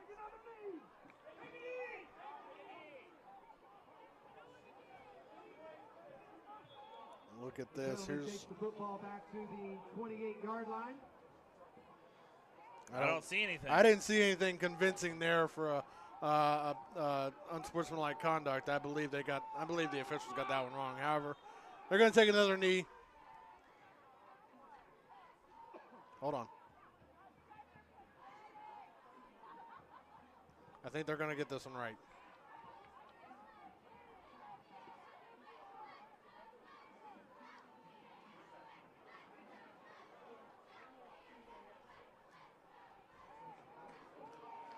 Micah Thaler having words with our official, and at this point, it's all but said and done once Lebanon takes a knee. Well, the problem is the fact that on that last play there was some kind of contact from Winton Woods that had initiated that flag. I don't, unless there was something said on the field, that would be my guess. Thaler will take a knee.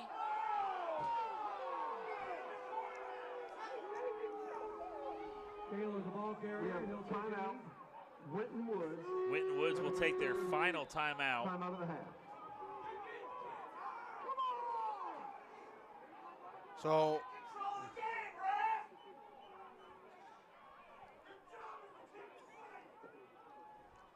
very vocal crowd here tonight on that previous play. The Luke Thaler decided to take a knee, and when that knee was taken, there was a little bit of contact from Winton Woods, and there was no flag on the field. But we do have an injury down on the field.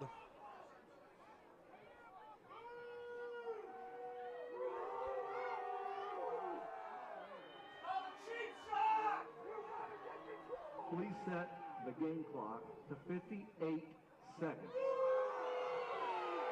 They're adding 3 seconds on the game clock.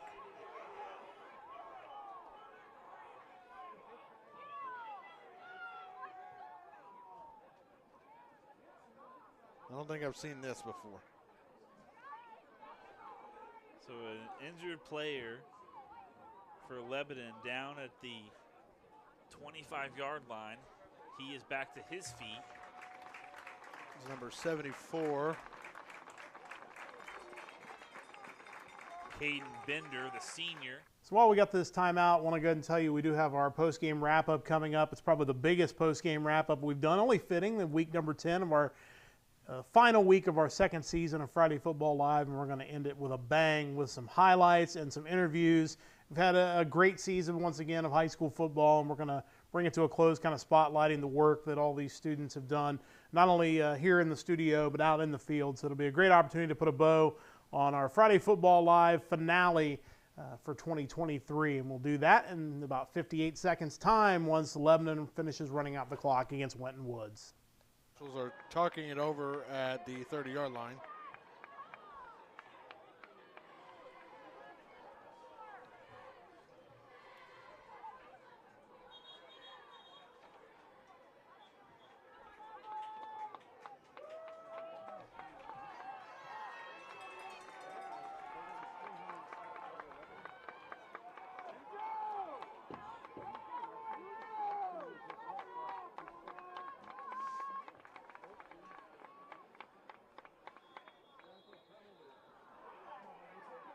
Number 73 could not get off in time. So 12 men in the huddle. That was Noah Juliuson. 12 men on the field, offense. 5-yard penalty, replay, third down. So it's first down, third down, and 30.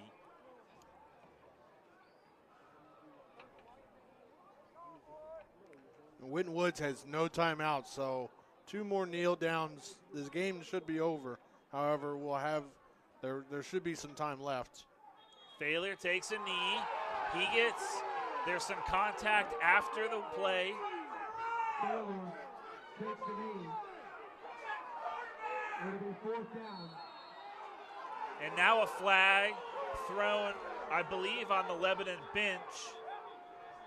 This is probably going to go against, I'm going to take a guess, it's going to go against either the bench or the crowd. Unsportsmanlike conduct on the assistant coach, Lebanon. 15-yard penalty. It'll be fourth down. So some contact at the end of the play there. Well, they actually got that flag. They called an unsportsmanlike conduct on the assistant coach for Lebanon. Yes. I've never heard that call before. Some contact there, and we've been going over this the past couple plays. There was contact on each of those plays, and there's been some, and now they call an unsportsmanlike conduct against the assistant coach. I don't know how much more that that they have to hear. They're going to punt this ball away, and Winton Woods going to have some time left on the clock here. Forte boots it.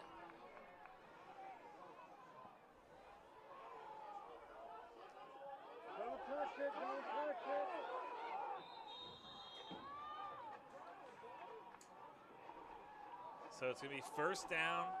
Winton Woods from the 25-yard line with 31 seconds left to play.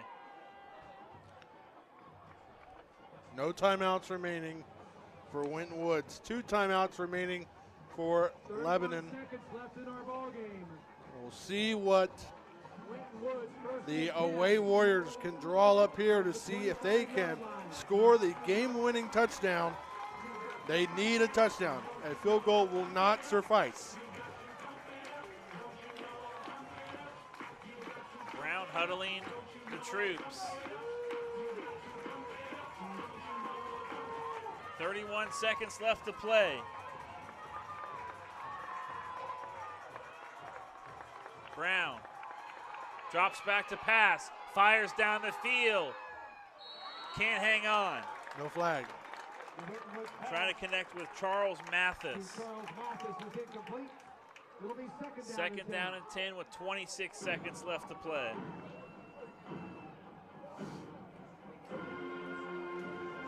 A good attempt downfield to get some yardage. However, just overthrown Mathis, and we'll see what Brayshawn can do next. Brayshawn Brown.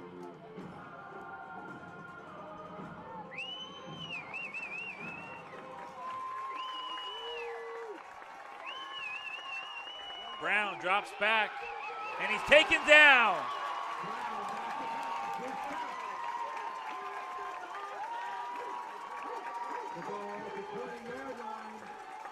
"13 seconds left. Brown fires it down the field and incomplete. 4 seconds left. And it's fourth down. Fourth down, 1 more play left. If I'm Lebanon, I'm just staying back as far as I can. That way you keep them in front of you. Keep the ball in front of you. Don't guard up on the line. Let them go for that deep pass. Stay back and keep as much distance as you can in front of you.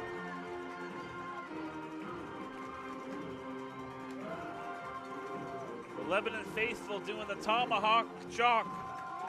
4 seconds left to play. Brown gonna be sacked, and that's the ball game. Lebanon escapes. They win on senior night. They will finish the season at 7-3. 6-3 in the Eastern Cincinnati Conference. Winton Woods will drop to 7-3 as well, 6-3 in the conference. For my broadcast partner. Excitement at Vandergrift Stadium tonight on senior night. It's Lebanon getting the big win over Winton Woods, 19-14. That wraps up our last live game coverage on Friday Football Live. You see that disclaimer, which means it is time to throw it out to Dimitri Fizich, who has a post-game interview with one of the stars for Lakota West tonight, Braden Johnson.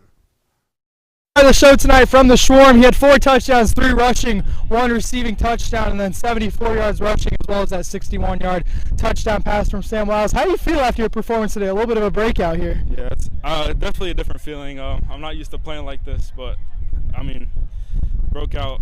I play how I usually play. So. And then it just seemed near the goal line there in the red zone. You just seemed to just power your way through no matter what. The running game didn't really get going for the Firebirds until they got into the red zone, but you were able to find your way around. What did you see for every single touchdown run there? I just saw once we got to the red zone on the goal line, I just knew I had to punch it in, so I did whatever I could to get it there. And then the Firebirds really going to more of a running style today. There wasn't many passes from Sam Wiles. I believe he was 6 for 8 today, but you got 22 attempts. So how'd that feel for you getting so many attempts on the ball today? I definitely didn't notice I had that many, but I mean, it felt good. I just like running the ball. And then do you know why the change in style of play for this week, going more to a running game? Definitely different pass protection since Junior Gonzalez was out, but I mean, that's all I can think of. Awesome. And then how do you feel going into the playoffs next week? Where can this team go? Oh, I think we got a shot to take it all the way this year, for sure. Awesome. I appreciate it, Brandon. We'll see you next week.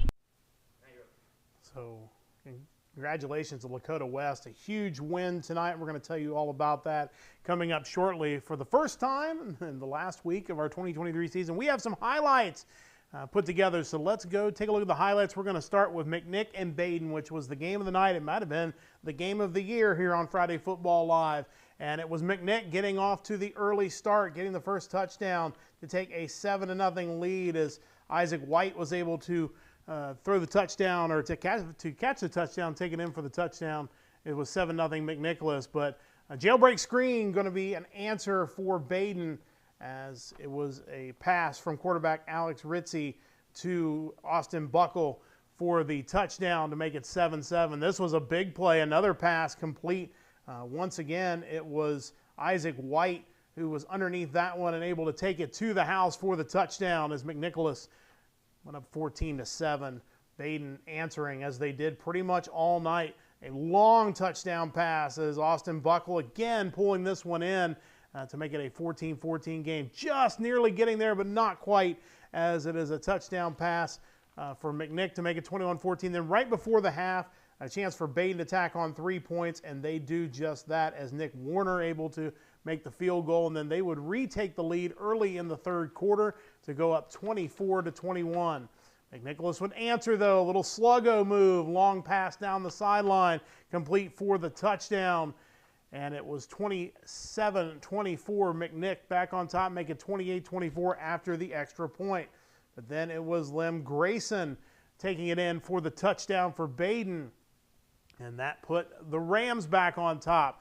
Then we get a little wildcat out of McNicholas, as it's going to be Carson Young taking it in on senior day. The senior punches it in to give the Rockets the lead back. And that's where it would be, 35-31 until late in the fourth, and this was the play of the game.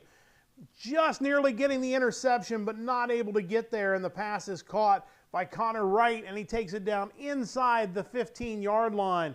And that would set up the game-winning touchdown run as the quarterback taking it in for the score. And that was actually Alex Ritzie running it in himself to give Baden the 38-35 win. They finished the season 10-0. Dimitri Fizich giving us these highlights from Lakota West and Hamilton, as Lakota West got on the board first, and that was that guy. We just heard from him. He had 4 touchdowns on the night. Braden Johnson gets the scoring started first to give Lakota West a 7-0 lead. But the Big Blue they didn't believe the hype to think this was going to be a blowout. They were hanging around in this one at least through the first half. The long pass looking for Marlon Reed, and Reed's going to take it all the way to the house for a touchdown. And just like that, it's 7-7 at the half. Second half was all Dakota West, and in large part because of their outstanding sophomore running back, Braden Johnson. They just didn't have an answer for him. He takes it in for the touchdown there, and then he goes around the outside, pretty much untouched into the end zone. And when he wasn't doing it on the ground, he was doing it in the passing game as he takes the screen pass, breaks a tackle along the sidelines, and takes it down. They end up punching it in for the score. Dakota West, a big winner tonight. Another really good game, Lebanon and Winton Woods. It's a pick 6 for Lebanon as their defense really came to play in this one. The interception by Charlie Smith, the senior on senior night, sends the confetti off. And it was a 7-0 lead. Lebanon led 13-0. Winton Woods not going to go away quietly as they get the touchdown catch by Tremar Harris to make it 13-7. And then the first play early in the fourth quarter, Bryshawn Brown going to toss it up for the end zone. It's going to be caught once again by Harris, who pulls it in, and Winton Woods has a 1-point lead. But then down on the goal line, could Lebanon punch it in? And indeed they could. It would be a 1-yard touchdown run, and they would credit the quarterback with that quarterback sneak, and that is Luke Failer. He takes it in for the touchdown, and Lebanon wins it by a score of 19-14 as we saw that game finish up just a few moments ago, as that was an interesting one because Lebanon certainly tried their very best to commit a bunch of penalties and allow Winton Woods maybe one more shot, but in the end the Lebanon defense just too good on this night.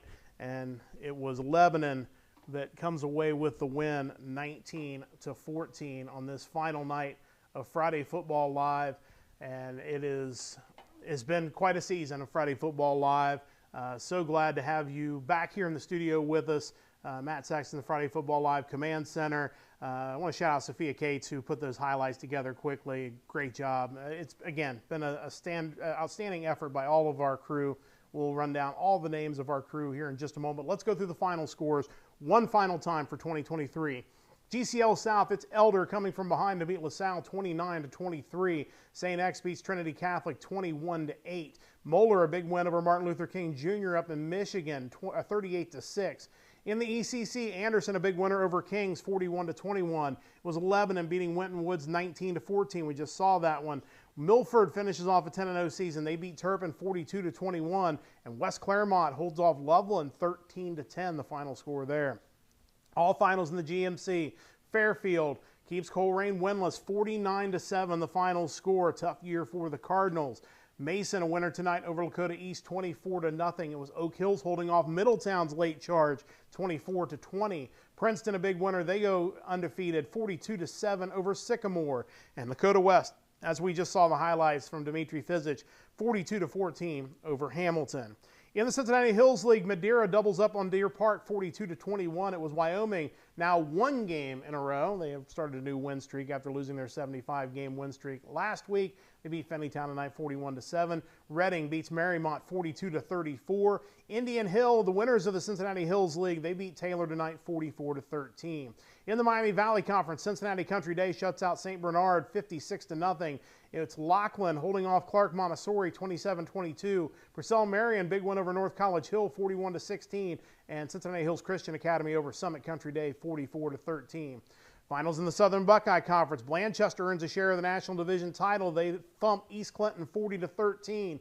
Goshen holds off Batavia 47-34. Jim Brown Stadium tonight. Wilmington, what a season the Hurricane have had. They win again tonight, go into the playoffs with some momentum, 35-21. Bethel Tate trounces Fayetteville 60-7. Williamsburg, the other team, getting a share of the National Division title, 41-0 over Claremont Northeastern. And Clinton Massey, they go 10-0. They look like a juggernaut heading into the Division IV playoffs, 49-0 tonight over New Richmond. In the GCL Co-Ed, Alter gets the win tonight over Chaminade Julian, 21-14. Still waiting on a final from Fenwick. Nobody tweeting out there at Fenwick and Carroll. 21-0 Fenwick in the third quarter was the last update we had on that one. And Baden beating McNicholas, as we saw here on Friday Football Live, 38-35. Harrison was a big winner tonight over Northwest in a game we had earlier on tonight. Taft a winner over Woodward, 33-6. Valley View loses at Waynesville tonight in the Southwestern Buckeye League. Waynesville, the Spartans, what a season they've had. Their only losses to Clinton Massey, 49-40. In the Commonwealth from last night, Newport Central Catholic over Bellevue, 49-14. Highlands, big winner over Scott, 57-6. Beechwood, they run the table since our visit there. That one loss, certainly they have rebounded from it well. They beat Bracken County tonight, 41-0. Ludlow, district champions for the first time since 1975 on the red turf, 38-13 over Holy Cross tonight. And Louisville Male beating Bullitt East 42-6. Playoffs underway in Indiana. Doesn't stop East Central from rolling 62-7 over Shelbyville tonight as the 4A tournament opens up. Some 3A scores. Bishop Chatard a winner tonight over Tippecanoe Valley 40-7, and Tri-West over Danville 42-7. That wraps up our scores for the 2023 season. The playoffs begin in Ohio and Kentucky next week. The Indiana playoffs continue. Make sure you check out all your schools' websites for posting. Of course, Joe Idle is where you want to go in Ohio to find out the latest matchups and all the playoffs. Those will be finalized this weekend. It should be a great playoffs. Get out and support your local high school. We will not be able to be on the air because obviously there's some different rules and regulations about streams for playoff games, but we certainly hope you've enjoyed all of our regular season coverage, and we wish all of our local teams the best as the playoffs get underway. It has been a team effort all season long on Friday Football Live. This would not be possible without all of the outstanding students that have helped each and every week. We went out on the road to Beechwood this year. We've put it all together all season long, and it's tonight has kind of been a culmination of all of our efforts this year. Wes Akers is the one that put it all together. He's the executive producer. He makes the whole thing run. It's been great working with Wes again this year, and certainly look forward to Season 3 coming up next August. Our reporters out in the field, Haven Wolf, giving us the reports from Southeast Indiana, Northern Kentucky. Matt Supinger, great job on the ECC stuff. Andy Edwards, always bringing the energy, kind of feel for him tonight as the Rockets went down late.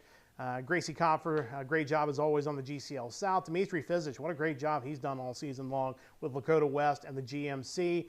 Alex Perez, the Tri-State Media Center, keeping us updated on all those games going on. I want to shout out Brennan Bucher for giving us great stuff tonight as well.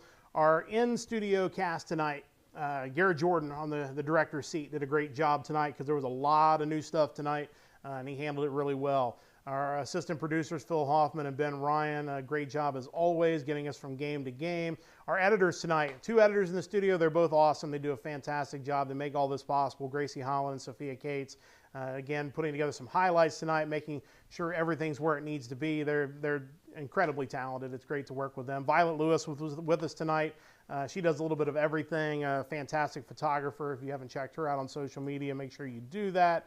I want to shout out some of our other names of people that were not with us tonight but have helped us throughout the season. People like Josh Cobb, he's helped us out throughout the season. Evelyn Wackler, our new reporter at Wyoming, shout out there. Also, Travis Martin, who was here earlier this season, certainly helped us at Beechwood along with Paul Kramer.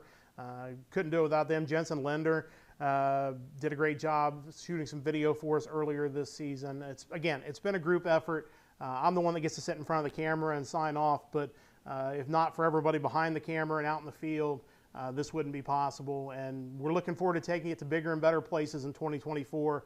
And we hope you come along with us for the ride and join us each and every Friday night starting in August of 2024. So for our entire crew, all season long, that has made this such a wonderful experience, and certainly look forward to doing it again next year, I'm Matt Sexton saying so long. We will see you again next August for another season